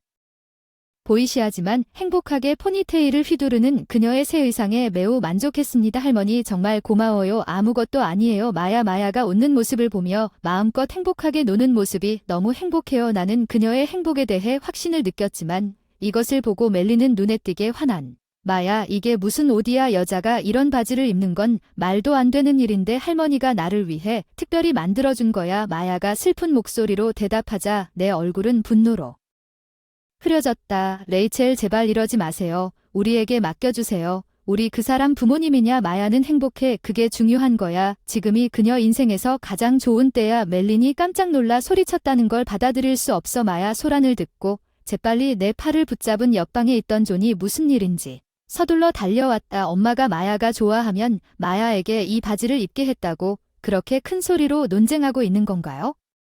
그것이 중요한 전부입니다. 멜라이는 제이엔에게 그것이 처음에는 그녀의 분노에 압도된 주요 문제인 것처럼 호소했습니다. 자는 그녀가 뭔가에 대해 이 모든 말을 한 것을 듣고 분명히 분노한 것처럼 보였습니다. 너무 하찮은 사소한 일, 너무 이 집에 아무도 나를 이해하지 못한다고 말할 수 없다. 그녀는 계속 눈물을 흘리기 시작했고 그녀는 떨리는 목소리로 울었고 이것을 보고 존은 재빨리 그녀에게 갔다. 괜찮아, 알겠어. 앞으로는 제가 더 조심할 테니 엄마는 조금만 더 여유를 가지세요. 마야는 손녀지만 우리 아이가 먼저예요. 존이 멜린과 함께 아들의 옆을 지켜보는 존이 큰 충격을 받았어요. 존은 늘 착하고 곤경에 처한 사람을 무시하지 못했어요. 멜라이는 계속해서 마이어의 바람과 선호도를 무시하고 자신이 원하는 대로 옷을 입혔습니다. 마이어는 멜라인에게 옷 입히기 인형처럼 되었습니다. 과거의 꾸짖음이 여전히 마이어의 마음속에 남아있는 것 같았고 그녀는 더 이상 바지를 입고 싶은 욕구를 표현하지 않는 것 같았습니다. 마이어 그렇지 않습니까? 그 옷은 덥고 밖은 너무 따뜻해. 괜찮아, 엄마가 골라준 특별한 드레스라서 입어야 해. 마야는 웃으며 대답했지만 얼굴에 땀이 확 흘렀다. 입었던 옷은 확실히 안 어울렸어. 여름 더위 때문에. 레이첼이 막 말하려고 했을 때 존이 그녀를 막았습니다. 엄마는 그냥 놔두세요. 그녀가 화가 났을 때 그녀를 화나게 하고 싶지 않아. 그것이 계속되지만 마이어에 대해 생각하면서 마이어는 용감하게 미소를 유지하려고 노력했습니다. 괜찮아, 할머니 걱정하지 마세요. 예상치 못한 일이 일어났습니다. 마야가 갑자기 열사병 증상으로 쓰러져 병원에서 구급차를 타고 급히 이송되었습니다. 의사는 더위 때문에 옷을 너무 많이 입는 것을 보고 충격을 받았고 의사의 경고를 받은 마테리는 눈물을 흘리며 노력했습니다. 자신을 설명하십시오. 나는 단지 마이어가 그녀가 좋아하는 옷을 입기를 원했습니다. 나는 매덜린을 변호하면서 말문이 막혔습니다. 그것이 마이어라는 것을 알고 계속 인내했습니다. 멜라인이 그렇게 눈치채지 못하고 비난을 전가할 것이라고는 예상하지 못했습니다. 의사에게 진실을 말하기를 주저했습니다. 그달 존과 마이어 제이에는 가족 모임 예정일에 갑자기 일이 있어서 방문하기 어려울 것이라고 알려주었습니다. 이해하고 그달 가족 교류를 포기했지만 예정일 오후에 예상치 못한 사건이 발생했습니다. 갑자기 마야가 경찰관과 함께 내 집 앞에 나타났다. 이 손녀야. 방황하던 손녀를 발견하고 구금했다. 충격에 떨며 떨리는 목소리로 왜 혼자 왔느냐고 묻자 마야는 불만스러운 엄마가 할머니 댁에 혼자 가라고 이렇게 대답했다. 위험한 일을 해야 한다는 것이 믿을 수 없었습니다. 멜린이 마야를 혼자 내보냈다는 것이 믿을 수 없었습니다. 그녀의 마음은 불안으로 가득 차 있었습니다. 마야는 고작 6살이었고 길을 잃거나 위험한 상황에 연루되었을 수도 있었습니다. 마야가 제이엔에게 연락했을 때 안전하게 지켜준 경찰관에게 무한한 감사를 느꼈습니다. 목소리는 깊은 슬픔과 혼란으로 가득 차 있었습니다.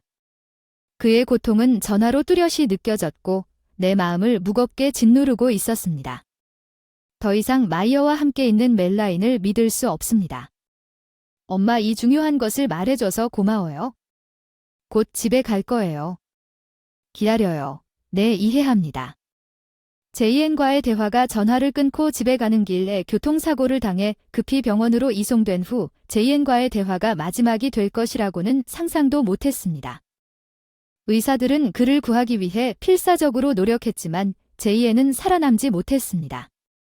29이 세상을 떠나기엔 너무 어려져나니 이런 일이 있을 수가 없어 내 앞에 있는 현실이 믿기지 않아 무너졌다. 할머니 괜찮으세요? 내 상태 눈치채셨죠? 마야가 걱정스럽게 내 작은 손을 잡고 다가와 울면서 꽉 끌어안았어요. 존의 장례식이 마야를 데리러 오기 전날 아침에 슬픔에 잠긴 마야는 우리 딸입니다.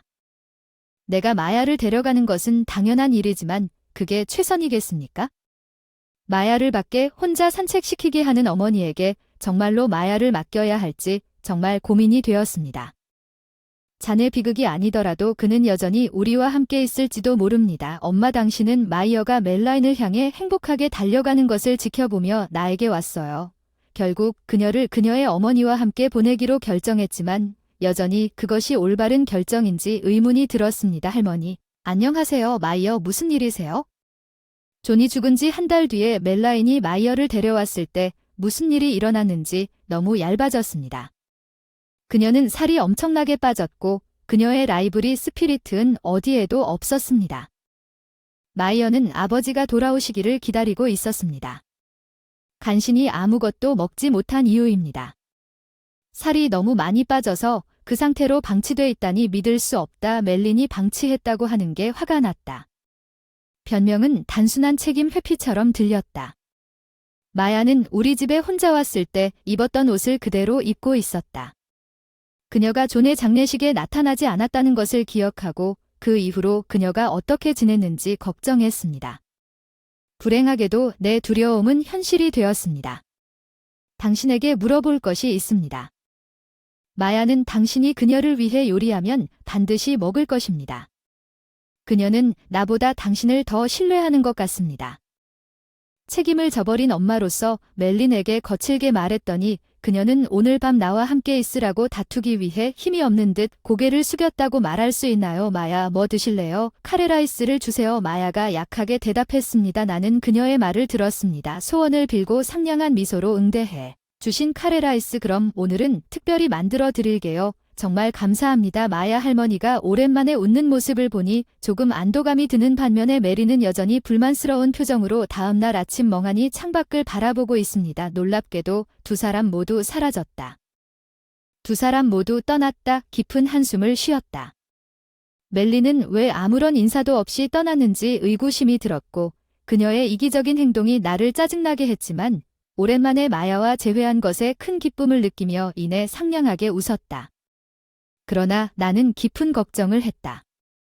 마야는 한 달 만에 얼마나 야위어 있었고 옷도 제대로 갈아입지 않은 듯 어수선한데 갑자기 예상치 못한 일이 일어났습니다. 할머니, 마야의 목소리를 듣고 나는 서둘러 마야 방향으로 갔습니다. 입구에 웅크리고 있는 마야를 발견하고 다가가자 눈물 범벅된 볼로 올려다보며 엄마가 앞으로는 너랑 같이 살자고 했는데 정말 충격적이고 혼란스러웠다. 무슨 매트가 무슨 생각인지 궁금했다. 모성애가 의심스러웠지만 딸을 버리고 집으로 돌아갈 줄은 꿈에도 몰랐다. 멜라인에게 전화를 걸어봤는데 이런 일은 일어날 수 없지만 내 전화는 더 이상 서비스가 되지 않았습니다. 그녀는 집을 버리고 다른 곳으로 이사한 것 같았습니다. 나는 헤매었지만 마이어를 혼자 둘 수 없었습니다. 그녀는 이제 나의 유일한 소중한 가족이었기 때문에 나는 하기로 결정했습니다. 마야를 받아들이고 함께 새로운 삶을 시작하다 시간이 흐르고 4년이 지난 어느 날 아침, 할머니, 저는 이제 학교에 갑니다. 네, 잘 지내세요. 그날 아침 평소처럼 좋은 하루 보내세요. 마야가 그 충격 이후로 배낭을 메고 활기차게 학교로 향하는 것을 지켜봤습니다. 그날 나는 그녀의 필요를 배려하는 어머니 역할을 했다. 다행스럽게도 미아는 새로운 환경에 빨리 적응하고 학교에 배웅한 후 밝게 하루를 보내고 있었다. 나는 마야를 위해 동네 슈퍼마켓에서 아르바이트를 열심히 일했다. 계산대에서 바쁜 와중에도 마야는 항상 내 하루를 밝게 하고 있었다. 그러던 어느 날 일하던 중에 전화가 울려서 급히 대답했다. 안녕하세요, 누구지? 믿을 수 없을 정도로 전화는 마테린을 놓친 메린에게서 왔는데 왜 무슨 일이 일어났는가? 사실 나 갑자기 재혼했어. 내 갑작스러운 고백이 내 감정을 자극했어. 재혼은 그리고 너한테 물어볼 게 있어. 아니 넌 더 이상 우리 사이가 아니야. 여기 오지 마. 나는 그녀의 요청을 단호하게 거절했지만 그날 저녁 멜린이 갑자기 내 앞에 나타났습니다. 집에 있던 마야는 오랜만에 엄마를 만나서 몸을 떨었다. 마야를 꼭 안고 있는 나에게 돌아오다 나는 차갑게 멜린을 바라보며 지금 무슨 말을 하는 거지? 남편과 상의한 끝에 마야를 받아들이기로 했어. 나는 마야의 엄마니까 마야를 데려가는 건 당연한 일이니까. 마야를 버리고 사라졌던 매들린의 자기중심적 발언에 내면적으로 충격과 분노. 마야는 무슨 생각을 하고 있었는지 머뭇거리며 말했다. 멜린은 기대하는 눈빛으로 그녀를 바라보았다. 마야, 오랜만이야. 나를 기억하니? 나는 너의 엄마 이모야. 너야. 마야는 불안한 표정으로 메린을 바라보며 한결같은 시선으로 내 얼굴이 놀랐다. 마야, 나를 이모라고 부르지 마세요. 나는 당신의 어머니는 나와 함께 있는 할머니입니다. 나의 진짜 어머니는 더 이상 여기에 없습니다. 내 말은 4년이 지나고 이제 10살이 되니 확고한 의지가 보였다. 마야는 신체적으로 뿐만 아니라 정신적으로도 많이 성장했고 특히 엄마에 대한 괴로움 속에서 그렇죠. 멜린. 마야는 이에 대해 나름의 감정을 갖고 있을 거예요. 절대 그럴 수 없을 거예요. 마야에게 뭔가 말했어요. 할머니를 기쁘게 하려고 노력할 필요는 없지만 마야가 자신의 진정한 감정에 대해 차분하고 분명하게 남아있다는 느낌이 듭니다. 그 사람 제발 당신이 나에게 낯선 사람처럼 보이도록 놔두실 수 있나요? 당신 정말 그렇게 생각해요? 멜라인, 내가 이 말을 계속해서 반복해서 말했으니 이해하면 충분해요. 포기하고 돌아가세요. 안 돼. 난 그럴 수 없어요. 멜라인 계속 소리쳤어요. 라익 투덜대는 아이. 남편과 약속이 있어요. 무슨 일이 있어도 마야를 되찾겠다고 다짐했어요. 당신의 이기심이 마야에게 더 많은 부담을 줄 수 없어요. 내 유치한 추론에 더 이상 분노를 참을 수 없어. 마침내 좌절감을 드러냈어요. 이렇게 철없고 무책임한 사람에게 소중한 마야를 맡기지 마세요. 마야는 나의 소중한 가족이었고 그녀를 지키는 것이 나의 사명이었습니다. 제발 돌아가세요. 당신은 마야의 어머니가 아닙니다. 당신은 단지 폭풍처럼 소란을 일으키는 이기적인 사람일 뿐입니다. 그녀의 멜리는 계속 화를 내며 떨며 소리쳤습니다. 이모님, 돌아가세요. 충분히 됐습니다. 안녕, 누구야? 안녕하세요. 안녕하세요. 제 남편이신가요? 마야가 스스로 상황을 처리할 능력이 있긴 하지만 얘기 좀 하고 싶어요. 마야에게서 전화를 받기로 결정했습니다.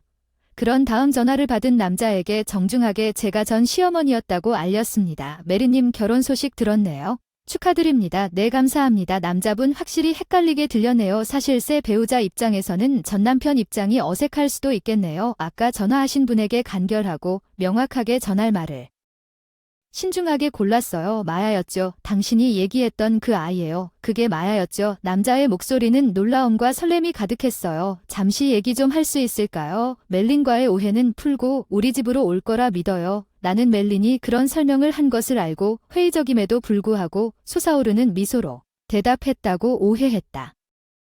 나는 목을 가다듬고 멜린이 마야에게 여름의 더위 속에서 두꺼운 옷을 입게 하여 그녀를 열사병. 그녀는 또한 6살이었던 마야를 혼자 나가서 길을 잃게 만들었습니다. 이것은 모두 오해가 아니라 사실입니다. 그만하세요. 그에게 잘못된 정보를 주지 마십시오. 당황한 멜린은 스마트폰을 빼앗으려고 했지만 나는 그녀가 할 수 있기 전에 계속했습니다. 사실 내가 마야와 함께 사는 이유는 멜린이 그녀를 우리 집에 두고 갔다가 모든 연락을 끊었기 때문이다. 그녀가 갑자기 우리에게 다시 연락했을 때 나는 매우 의심스러웠다. 피곤해요. 멜린은 왜 그동안 마야를 혼자 내버려 두었나요? 시어머니가 이게 사실이라고 말씀하셨기 때문일까요? 아니, 마야를 나에게 돌려주지 않을 것이 아니니 충분히 들었는데 그가 완전하게 들렸어요. 실망하고 통화를 끝내고 싶다고 하더군요. 당신과 결혼하는 것은 실수였을지도 모릅니다. 우리의 미래에 대해 함께 이야기해야 할 것 같아요. 잠깐만요. 그건 이혼을 의미하나요? 그녀의 목소리가 괴로움으로 가득 차 있었다고 말하지 마세요. 마야는 그녀의 얼굴이 수준이 보이는 장면을 조용히 관찰했습니다. 10살 아이답지 않은 차분함과 평정심. 이제 집에 갈 시간이야. 멜라인 침착하게 말했지만 단호한 의도로 멜라인이 나를 바라봤다. 동요와 혼란이 뒤섞인 얼굴. 그냥 갈 수 없어. 그냥 가야 해. 마이어는 남편에게 내가 옳다는 것을 증명하기 위해 제이엔보다 더 나은 소득과 조건을 가지고 있습니다. 항상 혼자였어. 마야. 쓸데없는 말은 하지 마. 멜린이 감정을 억누르지 못해서 소리쳤어. 그 사람은 자기 자신만 생각하는 게 분명했어. 의사가 말하길 내가 그때 좀 더 단호했다면 넌 보호자로서의 의무를 제대로 수행하지 못했다고 했어. 감옥에서 그런 끔찍한 거짓말을 하지 마세요. 정말 끔찍한 일은 당신이 한 일입니다. 나는 침착하면서도 단호하게 말했어요. 마야가 내 옆에서 떨고 있는 걸 알아차렸어요. 그녀는 내가 뭐라고 말하기도 전에 분노와 두려움 때문에 떨고 있어요. 마야가 말했어요. 제발 돌아가세요. 이모, 안 그러면 경찰에 다 신고할 생각이야. 마야, 그런 말은 하지 마. 메리는 아마 예전 행동이 생각나서 얼굴이 창백해지고 비틀거리며 관련 방에서 나간 메린이 떠나는 걸 보고 자리에서 일어나 따라갔을 거야. 현관문으로 안도해 한숨을 내쉬었다. 그 사람 정말 나갔나? 응, 이제 가버렸어. 마야, 너 정말 잘했어. 응, 그런데 정말 무서웠어. 마야가 나를 안아주고 머리를 쓰다듬어줬어. 내가 4살로 데려간 이후로. 그 사람은 많이 컸어. 몇 년 전 걱정스러울 정도로 말랐다가 지금은 건강해진 그녀의 변화는 그녀가 어머니의 가혹한 대우에서 해방되었다는 증거였습니다. 내 아내가 끼어들게 해서 정말 미안해. 아니, 당신은 실상을 모르고 연루되었기 때문에 당신이 힘들었을 텐데. 그 남자는 문 앞에서 깊이 사과했고 멜리는 안절부절하게 주위를 둘러보았다. 마테린, 너무 절대 사과해야지. 그러면 안 돼요. 이 말은 어쩔 수 없겠지만 남자는 종이 멜린이 떨리기 시작하는 것을 보고 재킷 주머니에서 종이를 꺼냈다. 나는 그것이 이혼 문서라는 것을 깨달았다. 그 남자의 멜린에 대한 실망은 분명했다. 잠깐만, 우리는 이혼하지 않기로 결정했다. 필사적인 멜린이 매달린 것을 기억하라. 하지만 그는 침착하고 체계적으로 오늘 당신의 행동을 말하기 시작했습니다. 딸에게 사랑도 보여주지 못하는 사람과 계속 살 수 없다는 것이 분명해졌습니다.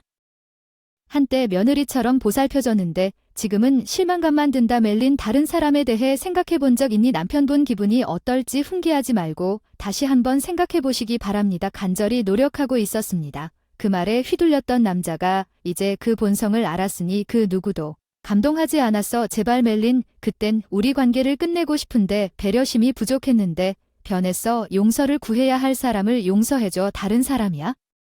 침착하지만 단호하게 이렇게 말한 멜리는 마야에게 한 번도 사과한 적이 없었다.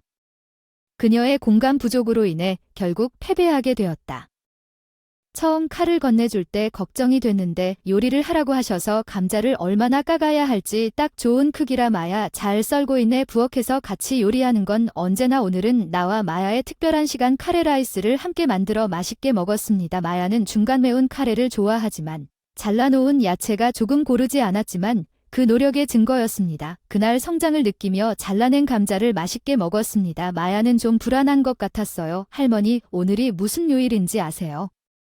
의아해 고개를 갸웃했는데 마야는 몰래 웃었어요. 오늘은 할머니 생일이에요. 아, 맞다. 최근에 제 생일도 잊어버렸다는 걸 깨닫고 얼굴이 환해졌어요. 너무 바빠서 생각도 못했는데. 마야는 오늘도 행복한 미소를 지으며 나 혼자 카레라이스를 만들어주고 싶은데 정말 혼자 할 수 있을까? 걱정이 되었지만 마야의 강한 의지가 느껴져 응원하기로 했어요. 혼자서 다 할 거야. 평소에는 같이 했는데 오늘은 달라. 응응, 오늘은 나 혼자 할 거야. 그냥 지켜봐. 마야.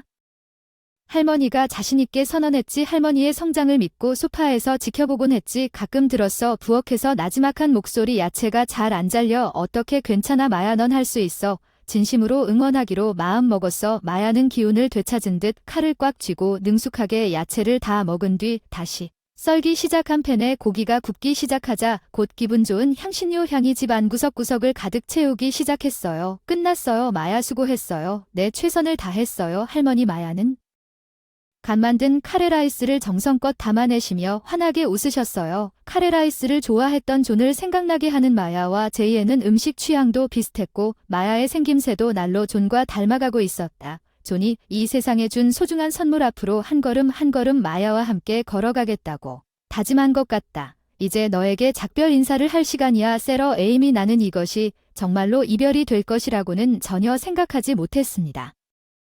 집인데 어디선가 천사처럼 따뜻하게 응원해주시는 분들 덕분에 하나님께서 지켜보고 계신다고 생각해요. 뜻밖의 행복을 찾았어요. 제 이름은 사라예요. 이제 막 70세가 됐어요. 주 5일 아이들과 함께 이야기하거나 게임을 하는 봉사활동 공원아 너 초등학생 1학년이야. 큰아이들을 따라잡기 위해 애쓰는 어린 소녀를 발견했어. 그래, 우리랑 놀자. 그녀는 태양처럼 밝은 미소로 에너지가 가득 차서 나에게 말을 걸었다. 어떻게 최근에 가봤나요? 세러의 기침이. 좀 나아졌나요? 네, 아직 밤에 좀 힘들긴 하지만 아이들의 미소가 제 가장 중요한 에너지원이라는 걸 보니 모두 저를 이 자원봉사활동 후보에 초대해 주신 덕분입니다. 우리 동네에 사는 고인이 된 남편은 10년 전에 아내를 병으로 잃었고 지금은 혼자 살고 있습니다. 그런데 사라 당신의 예전 식당이 드디어 새 세입자를 구했다고 들었는데 정말 그 사람이 언급한 예전 식당이 바로 그 식당이었어요. 남편이 세상을 떠난 지 1년 만에 운영하던 레스토랑을 다른 사람에게 넘겨준다는 생각에 씁쓸한 공허함을 느끼면서도 그 식당에는 여전히 깊은 감상이 남아있는 걸까? 당신, 제가 깊은 애착을 가지고 있었던 건 아니지만 매건이 이어받았다는 생각에 약간의 미련은 있는 것 같아요. 매건은 고등학교 때부터 저의 가장 친한 친구였고 그의 예전 사랑의 관심사이기도 했습니다. 그녀는 고등학교 시절부터 그리고 결혼 후에도 제 레스토랑을 지원했습니다. 주말이면 자주 찾아오던 직장인 한 분이 사라에게 만약 식당을 폐업하면 그때는 제가 물려주겠다고 하더군요. 저는 시어머니에게 물려받은 식당이 후손에게 물려질 것 같아 너무 기뻤습니다.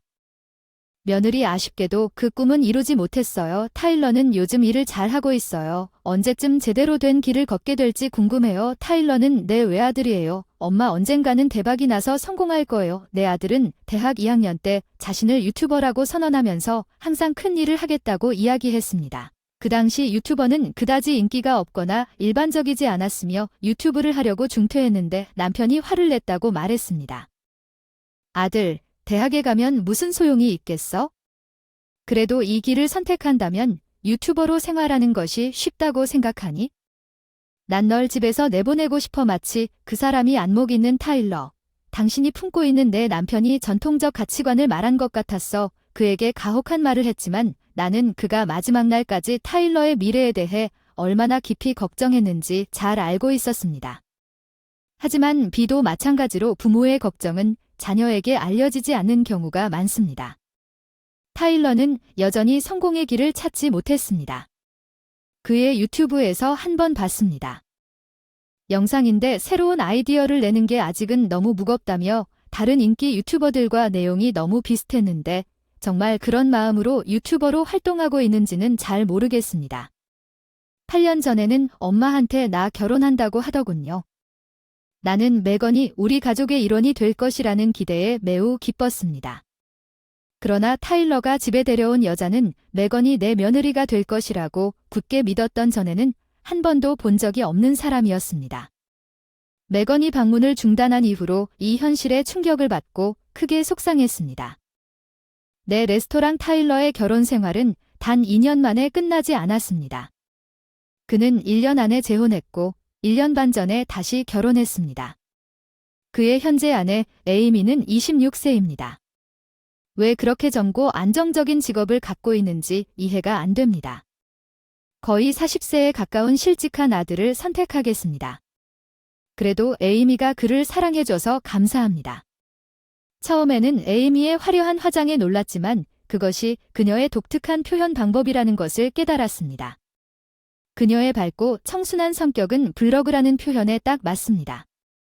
그녀의 솔직하고 가식 없는 정신 말투가 나와 잘 맞는 것 같았다. 반년쯤 전 남편을 잃고 혼자 남겨졌을 때 타일러 부부와 함께 살자고 생각하기 시작했다. 나를 걱정하는 타일러가 같이 이사하면 괜찮겠느냐고 제안했다.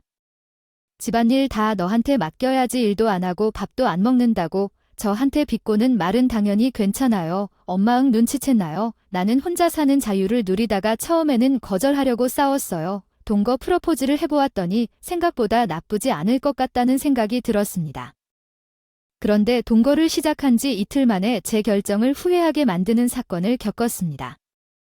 사라는 왜 우리에게 묻지도 않고 빨래를 빨았나요? 에이미 퇴근이 눈에 띄게 화를 내며 다가왔는데 저녁 준비를 하고 있는데 왜 세탁기에 있던 옷만 빨았지? 내 빨래와 섞지 않은 빨래 방식이 마음에 들지 않으면 옷을 분리해주세요. 다음번에는 다른 바구니로 바꾸겠지만 그러기 전에 저랑 상의라도 했어야지. 며느리 에이미가 화장실로 가면서 작은 소리로 뭐라고 중얼거리더니 재빠르게 추가로 한 가지 더 달라고 하더군요. 지금은 샤워만 해도 괜찮지만 가능하다면 우리 후에 목욕해주시면 감사하겠습니다. 그녀는 내가 불결하다고 생각하는 것처럼 말했고 그것이 최선인지 최악인지 타일러가 집에 돌아왔다. 나는 집에 있다. 너무 배가 고프다. 아무것도 모르고 낙관적인 아들이 집에 돌아왔다. 엄마 내가 돌아왔다. 오 어서 오세요. 타일러 집에 온 걸 환영해요. 네 여보. 이게 내가 가장 좋아하는 치킨 스프야? 조금만 먹어볼게. 그래 맛있는 엄마의 요리는 항상 최고야. 타일러가 내가 준비한 식사를 즐기는 모습을 지켜보는 중 에이미가 곁눈질로 우리를 지켜보고 있는 걸 알아차렸어. 감정과 명쾌한 말투가 매력적이었는데 지금은 너무 노골적으로 그녀의 마음을 마주하니 어떻게 반응해야 할지 난감하네요. 레스토랑 운영할 때보다 좀 피곤하네요. 지금의 생활은 육체적으로 덜 힘들 것 같아요. 요구하면서도 밤낮으로 피곤함을 느낍니다.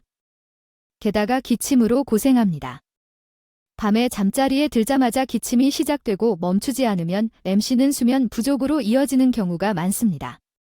기침이 걱정됩니다. 어느 날 저녁 타일러가 집에 늦게 돌아왔을 때 그는 내 방에 들어와서 나에게 그것에 대해 물었습니다. 이 의사가 다시 예산트택이 터질 수도 있다고 했다는 건 알지만 걱정하지 마세요. 저는 괜찮습니다. 실제로는 의사가 환경 변화나 스트레스가 천식발작을 유발할 수 있다고 언급한 것을 타일러에게 말하지 않았습니다. 듣기에는 좋은 일이지만 오래오래 사셨으면 좋겠습니다. 엄마 제가 유명해지면 조금만 더 기다려주시면 평화를 드릴 수 있습니다. 이제 유튜버에서 대스타로 승격됐나? 그래 남자는 큰 꿈을 꾸는 게 낫다고 생각하고 있었어. 정말 이제는 너에게 위로를 의지할 생각은 없어. 난 내 멋대로 살고 있어. 지금은 연금을 받고 있지만 필요할 경우 요양원에 쓸 저축도 해두었으니 걱정하지 마세요. 하지만 엄마는 끝까지 내 말을 들어주세요. 제 가장 큰 소원은 당신이 안정된 직업을 찾고 정상적인 가정을 꾸리는 것입니다. 네 번째 결혼이군요. 제발 잘 지내세요. 당시 기침으로 인해 이 집을 떠나 혼자 생활을 시작하는 것을 진지하게 고려하고 있었다고 말했는데 며칠 후 어느 일요일이었습니다. 세러 제가 쉬는 날이 아니겠습니까? 나랑 같이 점심 먹으러 나가려고 나도 나중에 쇼핑 좀 하자고 생각하고 있었는데 평소 저혈압으로 아침에 심술궂은 에이미가 의외로 밝은 목소리로 나를 초대했다. 엄마 이런 좋은 제안을 받아주는 게 어때? 나 오늘부터 시골로 출장 가는데 둘이서 즐겁게 놀아야지. 에이미의 이상한 행동에 뭔가 기분이 나빴지만 의심을 품고 있다는 생각 자체가 불편했으니까 그럼 그 얘기는 내가 할게. 같이 나가자고 제안해요. 에이미 나는 그녀의 초대를 기꺼이 받아들였고 그녀의 차를 타고 나가기로 결정했습니다. 우리는 우아한 이탈리안 레스토랑에서 즐거운 점심을 먹고 쇼핑을 했습니다. 매우 즐거운 하루였습니다. 사라 이제 집으로 돌아갈까요? 한번 합시다. 오늘 정말 좋은 시간 감사합니다. 돌아오는 길에 가벼운 대화를 나누다가 사라, 여기서 나가줄 수 있니? 여기서 나가줄래? 에이미가 차를 멈춘 곳은 우리 집이 아니고 집에서 조금 떨어진 공원 입구였다. 세러 여기는 우리가 헤어지는 곳이에요. 에이미, 부분적으로는 무슨 뜻인가요? 내가 절대 당신을 돌볼 수 없는데 왜 갑자기 그런 말을 하는 건 말도 안 돼요. 사라 사실 저는 잠을 잘 수 없었어요. 최근 밤에 내 큰 기침 때문에 혹시라도 병에 걸리면 내가 낳은 아기에게 영향이 미칠까봐 걱정돼. 에이미는 임신했니? 그래서 앞으로는 다른 데서 살았으면 좋겠어. 우리 가족들에게 더 큰 폐를 끼치고 그런 냉담한 말을 한 후 집이나 시설에 혼자 살게 됩니다. 에이미는 차 조수석 창문을 열고 내 소지품을 버렸습니다. 에이미 내가 충격에 차에서 내릴 때 왜 그렇게 끔찍한 짓을 하려고 합니까? 당신을 위한 이별 선물입니다. 사라 에이미가 제가 얼마 전 제과점에서 샀던 쿠키가 가득 담긴 종이봉투를 창밖으로 던졌습니다. 새 살 곳을 찾으면 연락주세요. 남은 물건은 제가 보내드리겠습니다.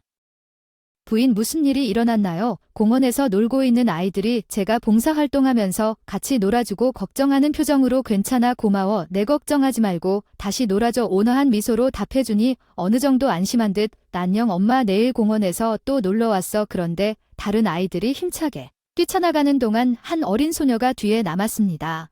왜 여기까지 왔습니까? 그 아이는 공원에서 항상 유쾌하게 인사해주던 활기 넘치는 소녀였습니다.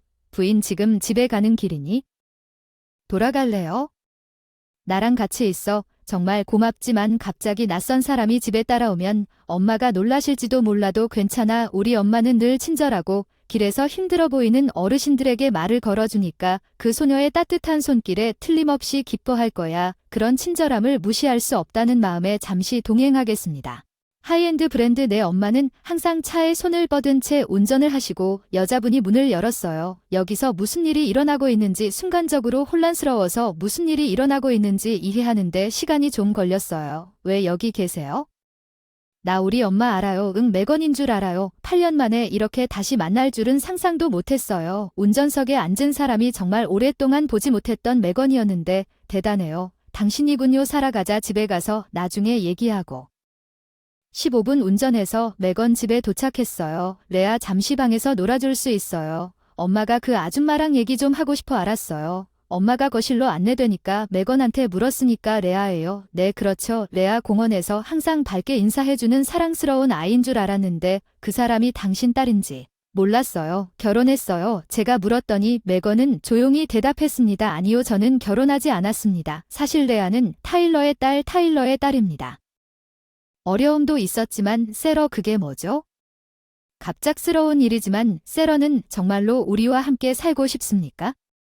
매건이 예상치 못한 제안에 정말 놀랐잖아. 나는 당황했어. 하버씨한테서 내 상황에 대해 들었어. 집을 떠날 계획이라면 우리와 함께 살 수도 있을 거라 생각했어. 우리가 이렇게 다시 만날 줄은 몰랐어. 그래서 그는 그러지 않았어. 아무 말도 하지마. 고마워 매건. 너에겐 부담이 될지 몰라. 전혀 부담이 아니야. 일찍 부모님을 잃었고 레아가 태어나기 전에 나를 키워준 할머니가 돌아가셨어. 이제 우리 둘만 남았어. 할머니가 보여. 레아도 돌아가셨어요. 레아는 이것에 대해 어떻게 생각해요? 레아 여기로 오실 수 있나요? 네 엄마. 레아 엄마는 이 여자와 함께 사는 것에 대해 어떻게 생각하시나요?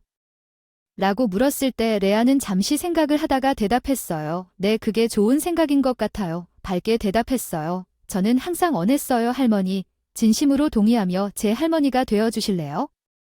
당연히 대답했어요. 다음 날 기뻐할 거예요. 바로 에이미에게 연락했어요. 에이미예요. 나예요. 집으로 이사 갑니다. 내 소지품을 보내주실 수 있나요? 살아 이사할 곳을 찾았어요. 정말 멋진 소식이네요. 에이미의 목소리는 놀랄 일이 아니었습니다. 그녀는 아마도 내 소지품을 빨리 치우고 싶어 했을 것입니다. 이틀 후 배달된 소지품을 받고 충격을 받았습니다. 정향과 판지 상자와 함께 던져진 남편의 유품을 발견했습니다. 나를 이렇게 대하지만 남편의 유품에 이런 짓을 하는 것은 용서받을 수 있는 일이다. 제가 매건의 집을 방문했던 날 일어난 일세러. 함께 레스토랑을 시작하는 것에 대해 어떻게 생각하세요? 레스토랑을 다시 열었지만 문이 닫혔고 새 세입자가 발견됐다고 들었습니다. 새 세입자는 사실 저입니다. 당신은 새 세입자입니다. 매건 예 우리는 그렇습니다. 이미 대부분의 필요한 절차와 준비가 완료되면 언제든지 다시 문을 열 수 있는 POS 위치에 있습니다. 우리는 단지 여러분이 우리와 잘 함께하기를 기다리고 있습니다. 그것은 오랫동안 기다려온 레스토랑 개장일이 도착한 다음 날 일어난 교환이었습니다. 이 특별한 날을 위해 우리는 특별히 선택한 두건과 앞치마를 입었습니다. 하바는 딸을 데리고 오랜 단골 손님이 애들을 잇따라 방문하여 향수를 불러일으키는 이야기를 나누는 것을 돕기 위해 왔습니다. 매건과 손녀와 함께 너무 행복한 기분으로 다시 레스토랑에 서는 것이 꿈 같았습니다. 그리고 꿈이 아닌지 확인하려고 뺨을 꼬집기도 했어요. 바쁘게 살았지만 알찬 나날을 보내고 있었는데 어느 날 사라 여기서 뭐 해요? 엄마 잠깐만. 매건은 왜 여기 있어요? 이건 설정이 아니었어요. 아니면 우연의 일치인지 타일러와 에이미가 단골 손님으로 왔어요. 내가 뭐 하고 있는 건지 알겠군요. 제가 이 식당에서 일하고 있어요. 식사하실 거면 조용히 앉아 계세요. 너희들이 다른 손님들을 방해하고 있는 건지 아직 시간이 좀 남았어. 레스토랑이 문을 닫는 시간까지 하바를 포함한 일반 손님들이 타일러 안에 있었고 에이미는 하바가 정중하게 고개를 끄덕이고 조용히 테이블에 앉았다는 것을 알아차렸습니다. 사라, 당신은 우리를 손님처럼 대할 필요는 없습니다. 그 순간의 대화를 계속하십시오. 타일러, 당신이 지불했던 매건에 대한 관심이 마침내 말을 걸었습니다. 매건은 그동안 어디에 있었나요? 제가 어디에 있었는지 연락할 수 없어서 정말 걱정했어요. 제가 왜 그 질문에 답해야 할까요? 매건이 그렇게 절제된 태도로 타일러에게 대답하는 것을 처음 봤습니다. 매건이 말한 감정과 똑같습니다. 왜 당신이 그녀를 배신한 후 당신은 유튜버가 되겠다고 주장했지만 나는 그녀를 배신하지 않았는데 당신은 옆에 서 있었다고 요청할 권리가 있다고 생각합니까? 잠깐만 타일러, 그게 무슨 뜻인가요? 당신의 관계는 무엇인가요? 이 여자와 함께 갑자기 타일러는 3명의 여자로부터 어려운 질문을 받았습니다. 걔는 거의 눈물을 흘리는 목소리로 나에게 비난을 퍼부었지만 엄마는 정말로 그 지역에서 리치를 위한 집을 찾았습니까? 나는 진지하게 대답했다. 네, 맞다. 나는 내 이야기에 약간의 화려한 손길을 더하기로 결정했다. 정말로 당신은 호화로운 집에 살고 있다. 나는 호화 맨션에 살고 있다. 이제 이 모든 일은 에이미가 공원에서 있었던 그날의 결과로 일어났다. 잠시 화장실을 이용해야 한다고 그녀는 일어서고 싶은 유혹이 있으면 말했지만 그냥 그럼 난 모두 돌아왔어. 내 활기찬 손녀 레아가 학교에서 돌아왔는데 와와 할머니를 공원에 혼자 남겨둔 그 아줌마야. 에이미를 큰 소리로 가리켰지. 잠깐만, 에이미가 훨씬 더 어린 초등학교에 의해 도망친 게 분명해. 농담하지 마. 학생의 코멘트. 레아는 씩씩하게 이야기를 이어갔습니다. 내 공원에 할머니 두고 온 아줌마. 그렇죠. 아니, 큰 눈과 도톰한 입술 같은, 그리고 번호판 12,200일의 빨간 차. 시력이 좋아서 잘 봤습니다. 손녀의 뛰어난 기억력에 감동받았습니다. 작은 탐정인 것 같았어요. 아직도 놀라움이 펼쳐지고 있어요. 아가씨, 나쁜 짓을 하면 미안하다고 말하는 게 맞지 않나요? 학교에서 선생님이 가르쳐 주신 거잖아요. 에이미한테 따뜻하고 교훈적인 말투로 무슨 말을 하는 겁니까? 방금 이런 대화가 나왔는데 왜 내가 사과해야 하냐? 에이미는 그 와중에도 시종일관 고집을 부리고 레아는 조용히 에이미에게 다가가서 부드럽게 그녀의 뒷모습에 손을 얹었다. 아가씨는 그 순간 에이미가 어린아이처럼 꾸짖었다. 한 부모가 딸꾹질을 하며 부드럽게 울기 시작했습니다. 사라, 정말 미안해요. 그 뒤의 일은 예상했던 대로였죠. 타일러와 에이미는 결국 이혼했고 에이미는 에이미가 임신했다고 주장한 아이 때문에 집을 떠났습니다. 혼자 살 집을 찾지 못해 나를 집에서 쫓아낸 것은 전혀 거짓말일 뿐이었다. 에이미는 시도한 모든 곳에서 거절당했다. 매건이 모든 부동산을 소유하고 있는 동안 타일러는 3번째 이혼을 겪었기 때문이다. 리어의 아버지 다시 시작해서 쌓인 가족으로 행복하게 살자. 그는 매건에게 애원했지만 그녀는 그에게 아무런 대가도 주지 않았고 그를 눈물에 젖게 만들었고 그의 운명은 자연스럽게 자해에 불과했습니다. 타일러에게 리어의 친아버지가 세러인지 말한 적이 없습니다. 셋이서 평화롭게 지낼 수 있는 곳이 더 바람직하다. 그렇구나. 나랑 같이 살기에 지치지 않을까? 조금 걱정했지. 아니, 전혀 다행이 아니다. 사실은 비밀로 했는데 고소공포증이 있구나. 정말 안 그랬어? 엄마는 모르지. 할머니, 이리 와서 바깥 별이 빛나는 하늘 좀 봐. 너무 아름다워서. 레아가 발코니로 이끄는데 별이 반짝이는 밤하늘이 우리를 맞이했어요. 아름다운 광경. 할머니 보세요. 저기 저 크고 밝은 별. 레아 할아버지가 가리켰어요. 밤하늘의 다른 별보다 더 밝게 빛나는 별의 방향. 저기 크고 밝은 별이 할아버지의 별이겠지. 그래, 엄마가 가장 밝은 별은 우리 할아버지의 별이라고. 그래, 내 할아버지는 항상 거기 계셔. 매건 그리고 따뜻한 미소를 주고받으며 훈훈한 순간을 함께 나누며 분노에 떨면서 그녀는 목소리를 높이며 교육도 제대로 받지 못하고 쓸모도 없는 시어머니와 인연을 맺는 것이 정말 부끄럽다며 당연히 인연을 끊을 것이라고 침착하게 대답했다. 나는 이의가 없다. 당신의 결정에 따르겠지만 당신은 내 진정한 정체성을 발견한 후 그녀가 충격으로 얼굴이 창백해졌을 때 진정으로 이 선택에 만족하고 있습니까? 불행하게도 그때는 돌아가기에는 너무 늦었습니다. 제 이름은 제인이고 미국인 어머니와 일본인 사이에서 태어난 60세입니다. 아버지 저는 어린 시절을 일본에서 보냈고 17살이 될 때까지 그곳에서 자랐습니다. 아버지는 사업가로서 일본에 있는 회사로 자주 바쁘셨지만 오늘 연차 휴가 동안 우리 아이들과 좋은 시간을 보내셨습니다. 형이 아버지의 사업을 이어받았습니다.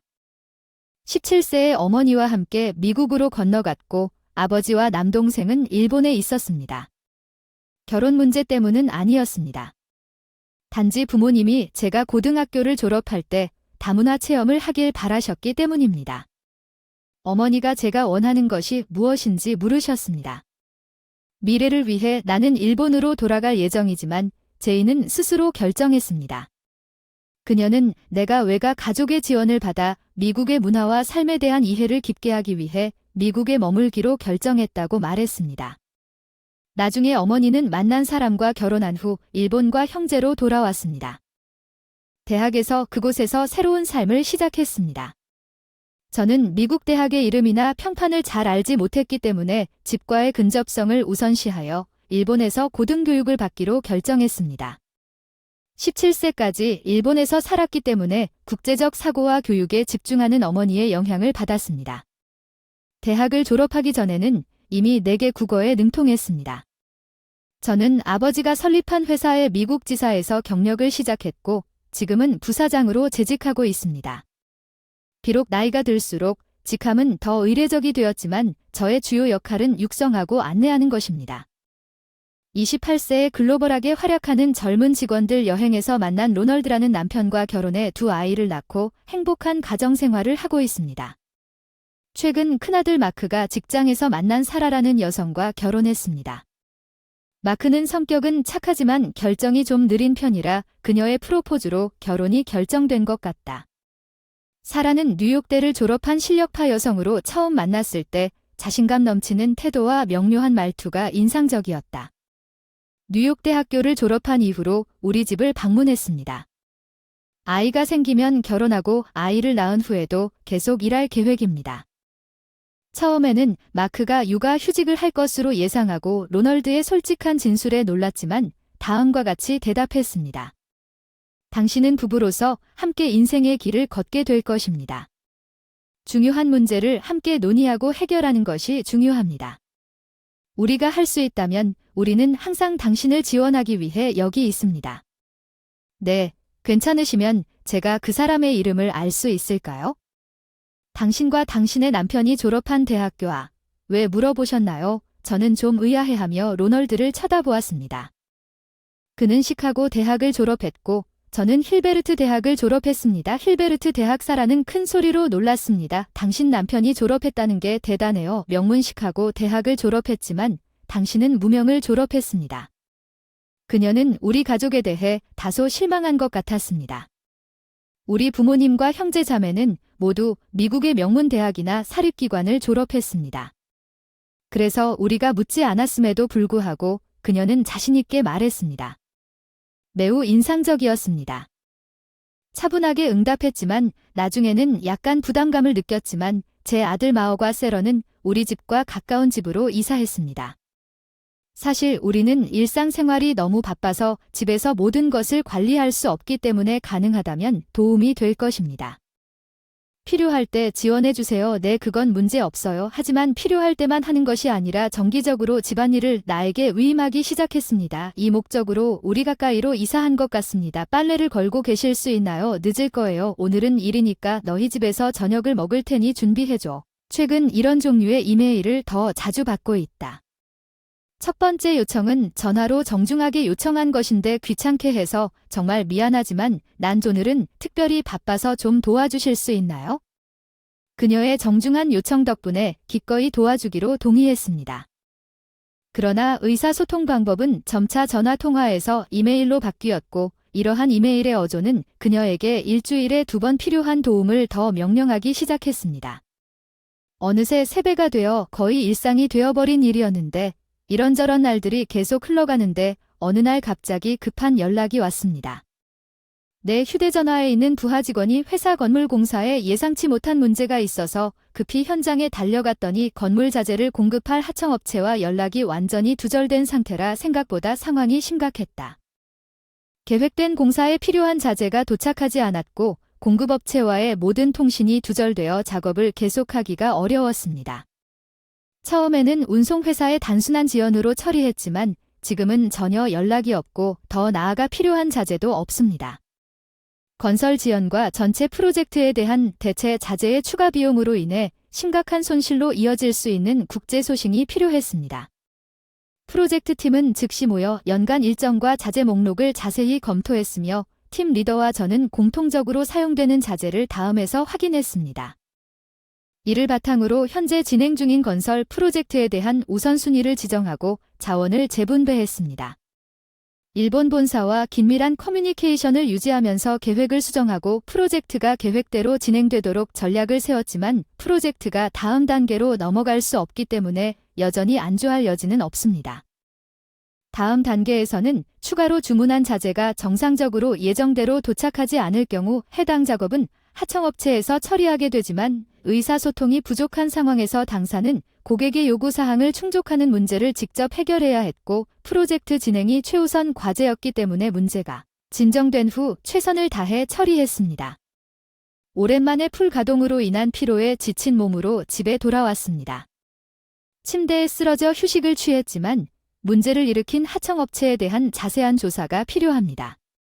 다음 날 아침 늦게 진행될 예정입니다.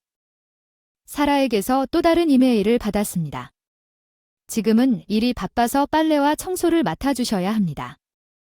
아직 일에 지친 상태에서 오늘 밤 저녁 식사를 준비해 주시면 큰 도움이 될 것입니다. 전날의 과중한 업무량 이 상황이 계속되게 놔둘 수 없다고 생각하는 그녀의 요구에 평소보다 더 짜증이 났습니다. 저녁 식사 중에 명확하게 말하기로 결정했습니다. 세러 제발 집안일과 저녁 준비에 매일 도움을 요청하지 마세요. 왜 무슨 말을 하는 겁니까? 내 말에 그 사람이 놀라고 믿지 않는다는 표정을 지었다고. 나도 당신 집안일을 처리해야 하고 당신 남편은 일상생활에서 서로 지지하고 협조해야 하는데 내가 매일 바쁘게 지내는 동안 당신은 여유 시간이 많은 것 같다. 제가 NYU를 졸업했다는 점을 고려하면 여러분은 이해하지 못할 수도 있습니다. 제가 하고 있는 일의 수준이 그럴 수도 있지만 모든 NYU 졸업생이 집안일에서 면제되는 것은 아닙니다. 직장에서 오랜 시간을 보내는 것뿐만 아니라 왜냐면 그 사람은 놀라서 화를 감추지 못하고 나를 노려보았거든. 무명의 대학을 졸업한 사람이 나한테 그런 말을 할 이유가 없지. 그 졸업생이 NYU 졸업생에게 항상 그런 식으로 말하라고 충고하는 건 말도 안 돼. 그녀는 제가 힐베르트 대학 졸업생이라는 것을 알게 되었습니다. 나는 NYU가 미국에서 높은 평가를 받고 있다는 것을 잘 알고 있습니다. 물론 NYU는 명문 학교이지만 힐베르트 대학을 졸업했다고 해서 내가 힐베르트 대학 출신의 많은 사람들을 무시해야 한다는 의미는 아닙니다. 차이가 있고 이런 댓글은 존중이 부족합니다. 저는 단순히 이 문제에 대해 의문이 있어서 학력에 관계없이 제 생각을 그녀와 공유하기로 했습니다. 아버지 회사에서 훌륭한 일을 할 수 있는 사람들이 많습니다. 고등학교나 전문학교를 꾸준히 졸업한 사람들을 보았습니다. 무례한지 상관없이 소득을 늘리는 것은 미국 사회가 학력을 크게 강조하는 현실이고 낮은 교육 수준은 종종 내가 일하는 회사에 힐베르트 대학 졸업생이 없고 아무도 없기 때문에 능력이 떨어지는 것으로 간주되는 경우가 많습니다. 우리 가족 중에 내가 전달하려는 내용이 그녀에게 전혀 전달되지 않은 것 같았습니다. 교육을 덜 받은 사람들이 지식이 더 많은 사람들을 도와야 한다고 믿습니다. 집안일을 돕는 것은 확실히 내 업무 생산성을 향상시킵니다. 직장에서 그렇게 말합니까? 너도 그런 태도를 제고하고 싶을지도 모르지? 그러면 주변 사람들의 신뢰를 잃게 될 수도 있어. 어머 웃긴데 믿을 수 없어. 그리고 나처럼 NYU 졸업생이 막 말을 하려는 순간 무명의 대학 졸업생에게 도덕적인 조언을 받는 게 믿기지 않아. 그녀의 휴대전화가 울렸어. 그 문제에 대해 말하면 아니요. 우리가 직면하게 될 비판이 밝혀지면 테리가 할 수 있을 것이라는데 절대 동의할 수 없습니다. 저는 그 프로젝트에 대한 책임이 있습니다. 잠시만 기다려주세요. 그러면 그녀는 통화를 빨리 끝냈다고 하더군요. 직장에서 전화 좀 당황한 것 같던데 무슨 문제라도 있나요? 괜찮을까 걱정이 되네요. 단편적인 대화에서 문제가 있다고 쉽게 유추할 수 있어서 물어봤습니다. 문제 저도 수십 년간 일해왔는데 불편한 점이 있다면 어쩌면 몇 가지 조언을 해줄 수도 있겠지만 당신이 그렇게 말하더라도 우리의 상황은 다르고 내 걱정스러운 접근에도 불구하고 당신의 지식이 내 문제를 해결할 수 있을지 의심스럽습니다. 저는 사라로부터 무시하는 반응을 받았고 너무 낙담해서 더 잘 말할 수 없을 것 같아 침묵을 지키기로 결정했습니다. 그럼 이제 나가야 하는데 회사에 급한 일이 있어서 내일 저녁도 준비해주세요. 뭐 벌써 예의도 없이 급히 일어나서 휴대폰이랑 가방 들고 집을 나갔네요. 여보 그 태도 어때요? 나 한계가 있어서 그녀에게 내가 겪은 업무 경험을 가르쳐야 할까? 나는 평소 조용했던 남편과 좌절감을 공유했고 침착하게 반응했다. 실제로 그녀의 최근 행동이 걱정스럽기는 하지만 경력 배경을 유지하는 것과 같은 방식으로 그녀와 맞설 필요는 없다. 비밀 어쩌면 마옥에게 그게 좋은 생각일지도 모른다고 식사 후 청소를 시작하면서 실수로 문서 상자를 내 발로 찼습니다. 투명 파일에서 바닥에 흩어져 있는 여러 종이 그녀가 급하게 잊어버렸나 봐요. 로체스터 쇼핑몰 건설 계획이라는 제목의 문서를 집어들더니 이게 무슨 충격인가 번개 맞은 듯 중요한 문서는 바로 집에 있는 프린터로 복사해 각별히 주의했다. 문서도 사진으로 찍었다. 스마트폰의 복사본을 원본 클리어 파일에 조심스럽게 넣은 뒤 라이징항의 분노를 진정시키고 다음 행보를 고민하다가 마크에게 연락해 다음날 이른 아침에 집으로 빨리 오라고 연락했다. 사라에게서 급한 전화가 왔다. 마침 거기 내 업무와 관련된 중요한 문서가 있어서 예의가 없는 어조로 곧바로 문제를 다루더군요. 그 문서 뒤에 중요한 내용을 남겨두신 것 같군요. 그 문서는 매우 중요하니 만지지 마세요. 오늘 데리러 와주시고 오늘 저녁도 챙겨주시고 우리 집 청소 빨래도 당연한 듯 주문하고 끊으시는 저 학력 낮은 사람으로 보시는 것 같아 집안일을 하게 된 것 같습니다. 다시 한번 교육이 사람의 성격이나 인간성을 정의하지 않는다는 것을 그날 저녁 세러는 서둘러 집으로 돌아와 즉시 서류와 함께 케이스를 집어들고 지체 없이 나에게 불평하기 시작했습니다. 잠깐만요. 내가 일하는 동안 당신은 청소나 빨래를 전혀 하지 않았습니다. 그래요. 그건 당신이 스스로 처리하지 않았기 때문이겠죠. 그런데 내가 하라고 했죠. 당신의 질문 방식은 예의와는 거리가 멀고 뭔 말도 안 되는 소리야. 내가 하는 일을 왜 안 했어? 누가 진짜 말도 안 되는 소리를 하고 있냐고 묻자 내가 왜 맨날 너희 집 집안일을 다 해야 하는데 난 일이 너무 바빠서 현실은 일과 가정의 양립을 위해 애쓰는 사람이 많은데 우리가 살면 서로 도와주면서 버텨낸다. 어려서 일도 엄청 바빴는데 예전에 하던 일은 그냥 회의실 예약하고 복사만 하는 정도였는데 무명대학 졸업 NYU 졸업생으로 일 수준 나는 관여하고 있는 당신의 지금까지의 태도를 보면 완전히 다릅니다. 당신이 일에 능숙하다는 것을 믿기 어렵습니다. 오늘은 침묵하지 않기로 결심했습니다. 나는 그녀에게 내 생각을 솔직하게 대면하기로 결정했습니다. 그녀의 눈은 용서할 수 없는 분노로 가득 차 있었습니다. 고학력자가 감히 그런 말을 하다니 집안일을 안 할 거면 정말 쓸모없는 놈이다. 시어머니처럼 교육도 못 받고 무능력한 사람이 있다는 게 정말 부끄럽다. 그래서 2년 끊는 거야, 2년 끊는 거야. 응, 더 이상 너랑은 아무것도 하고 싶지 않아. 난 괜찮아. 나도 똑같은 걸 원했어. 정말 예상치 못한 반응에 깜짝 놀랐어. 그녀는 잠시 당황한 표정을 보여 난 괜찮아. 그런데 그 결정이 정말 괜찮나요? 나는 그녀에게 자신있게 웃으며 무슨 말을 하는 겁니까? NYU 졸업생으로서 당신 같은 사람과의 관계를 끊으면 안심이 될 것입니다. 그 사람 중요한 종이 뭐야? 내가 들고 있던 로체스터 쇼핑몰 건설 계획이 적힌 종이를 힐끗 쳐다보면서 목소리가 끊겼어. 그걸 왜 가지고 있니? 어제 내가 여기 두고 온 케이스에서 떨어진 후에 찾았어. 올라가서 내부를 조금 들여다봤어. 보지 말았어야 했어? 그 중요성을 이해하지 못했을 거야?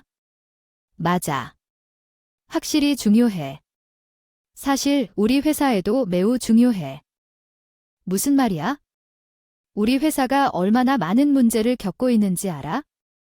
이 프로젝트로 모든 것이 해결되면 이 문제를 철저히 조사할 것입니다. 무슨 말을 하는 건지 혼란스러워 그녀는 상황을 완전히 파악하지 못한 채 나를 쳐다보았습니다. 나는 그녀에게 모든 것을 단계별로 설명하기로 결정했습니다. 이 문서는 공동문서의 일부입니다. 우리 회사의 건설 프로젝트 당신의 고용주와 제조업체 사이의 건설 프로젝트 바로 여기에 그래 문서 상단의 카도 그룹 뉴욕 지점이라고 나와 있습니다. 나는 우연히 그 회사의 부사장입니다.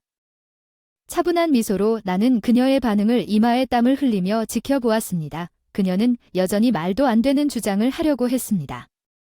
당신처럼 힐베르트 대학 학위를 가진 사람이 일본에 본사가 있는 대기업의 부사장이라는 게 믿을 수가 없어요. 물론 일본 본사의 사장이 실제로는 제 동생이라는 걸 알아요. 교육받은 것만으로 사람을 판단하고 그 이상은 눈여겨보지 않지만 괜찮아요. 저는 일본에서 자랐고 17살까지 그곳에서 살았습니다. 물론 일본어는 물론 스페인어와 프랑스어에도 능통합니다. 일본어 실력은 최고 수준입니다. 그리고 난 어학 시험에서 만점을 받았는데 내 점수는 어때? 아니, 그게 어학 시험에서 만점을 받을 수 없다고 의심된다면 인증서를 보여주지. 대화가 진행됨에 따라 그녀의 표정은 점점 더 충격을 받았어. 그리고 불안한 마음에 힐베르트 대학을 선택한 이유는 할머니 댁과 가깝고 미국 귀국 후 통학도 편리했기 때문입니다. 일본 도쿄대를 목표로 하고 있었는데 선생님이 제가 입학 범위에 있다고 말씀하셨어요. NYU에 집착하는 동안 정말요? 도쿄대에 대한 언급과 그 명성이 그녀에게 놀랐을 수도 있습니다. 저는 자랑할 사람이 아닙니다. 본론으로 돌아가면 지금쯤 그녀는 얼굴이 창백해져서 내가 계속 기다리기만 하면 자재가 도착하지 않는 문제를 운송회사를 비난하고 회사에서 의사소통이 두절된 문제가 아니었고 당신은 프로젝트 리더였죠. 아니, 그렇지 않습니다. 주문 실수는 부하 직원의 잘못이었습니다. 제가 눈치채지 못했기 때문에 주문 실수가 있었다고 인정하셨습니다. 제가 그런 말은 한 번도 하지 않았는데 이제 앗회사에서 갑자기 통신이 중단되고 주문 실수에 대한 소문이 퍼졌기 때문에 처음에는 조치를 취했습니다. 나중에 통화가 재개될 것으로 예상하고 상황을 해결하세요. 아니, 지금 방금 주문 실수를 확인하셨고 통화 내용을 보면 담당자로서 조용히 하려고 노력하는 것 같던데 대신 실수할 때 목소리가 떨렸다는 거예요. 사과하고 숨기려고 노력하면서 해결책이나 대안을 생각하지 않고 문제를 다른 사람에게 떠넘기는 것은 NYU 졸업생의 자질이 터무니없지 않다는 것입니다. 저는 NYU 졸업생입니다. 저는 똑똑합니다. 저는 이 분야에서 보기 드문 엘리트입니다. 그녀는 NYU 졸업생이라는 이유로 스스로 폭언하기 시작했고 이것이 그녀의 자존감과 자신감의 유일한 원천인 것 같았습니다. 적어도 내 눈에는 당신이 똑똑하다고 생각한 적이 한 번도 없습니다. 내가 단호하게 말하자 그녀는 마침내 무릎을 꿇었습니다.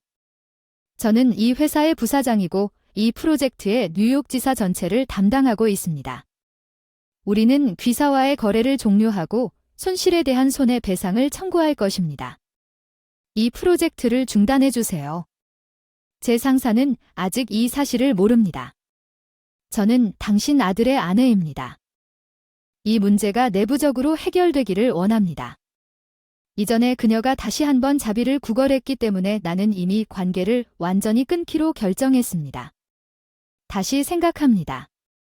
마크에 대해서는 불공평해요. 죄수는 당신 아들은 그럴 필요가 없다고 생각해요. 옆방에서 마크와 로널드가 처음부터 우리 대화를 듣고 있던 것 같았어요. 마크가 합류하는 걸 보고 충격을 받았어요. 왜 여기 계세요? 어제 다 들었어요. 내가 교육을 자랑스러워한다는 건 알았지만 힐베르트 대학 졸업자라는 이유만으로 우리 엄마를 얕잡아 봐보는구나. 미안하다. 매일 일찍 집에 들어오지 못하고 집안일은 엄마에게 의지하며 저녁을 먹고 있었다. 그 집은 우리가 친하다고 생각했기 때문에 부모님을 무례하게 대하는 사람과 함께 지낼 생각이 없습니다. 잠깐만요. 저도 한마디 하겠습니다. 로날드는 지금까지 조용히 관찰하고 있었지만 마침내 그는 SP가 세러에게 말을 걸었습니다. 힐베르트 대학 졸업 아내에 대한 비방하는 말 당신은 우리 아들이 선택한 파트너이기 때문에 침묵을 지켰습니다. 당신에게 기회를 주려고 생각했지만 나아질 기미가 없었고 당신은 그에게 거짓말을 했습니다. 직장에서의 실패를 거짓말과 은폐로 덮어씌우세요. 당신은 똑똑하고 NYU 졸업생일지도 모르지만 교육은 인상적이지만 중요한 인간적 자질이 부족한 것 같습니다. 당신은 중요한 것을 간과하고 있습니다. 그의 말은 차분하면서도 설득력이 있어서 세러는 말문이 막혔습니다. 당신이 모욕한 내 아내는 그녀는 시카고 대학교 학위 이상의 지혜를 가지고 있으며 광범위한 국제 업무 경험을 가지고 있지만 결코 다른 사람을 얕보지 않고 모든 사람을 존중합니다. 그래서 나는 그녀를 존경합니다. 자기야, 나는 그의 말에 감동했지만 감정에 머물 시간이 없었습니다. 나는 계속 사라를 바라보았습니다. 학력만 가지고 사람을 판단하는 게 문제죠. 물론 학벌과 인성 두 가지 모두 뛰어난 사람이 많아요. 결국 직장과 가정에서 공감하고 신뢰를 쌓는 게 중요해요. 이런 말을 하니까 그녀는 바닥만 쳐다보고 있었죠. 그로부터 한 달쯤 지났을 때 세러의 회사는 파산 위기에 처해 있습니다. 우리 회사에 손해배상을 지불하고 업계에서 평판이 악화되어 새로운 작업이 부족하고 성과가 급격히 저하되고 있습니다. 물론 이러한 상황은 고객 내부적으로도 영향을 미칩니다.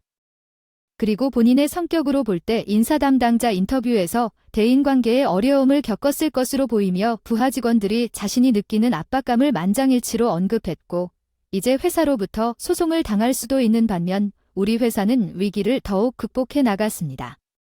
클라이언트와 제조업체와의 신뢰를 바탕으로 더 많은 작업 요청을 받고 있습니다. 마크와 사라는 마크가 말하려고 할 때마다 이혼했습니다. 그녀는 자신의 실수를 인정하지도 않고 사과하지도 않고 단순히 이혼에 동의했습니다. 나는 당신과 같은 사람들로부터 자유로워서 다행입니다. 그녀의 약점을 강조한 그녀의 NYU 졸업생이라는 자부심은 그녀가 인식한 유일한 가치인 것처럼 보였습니다. 어리석은 선택으로 인해 그녀의 직장과 가족을 잃게 되었고 마크는 결혼에 대한 압력을 받았다고 인정했습니다. 제가 초래한 고통에 대해 죄송합니다.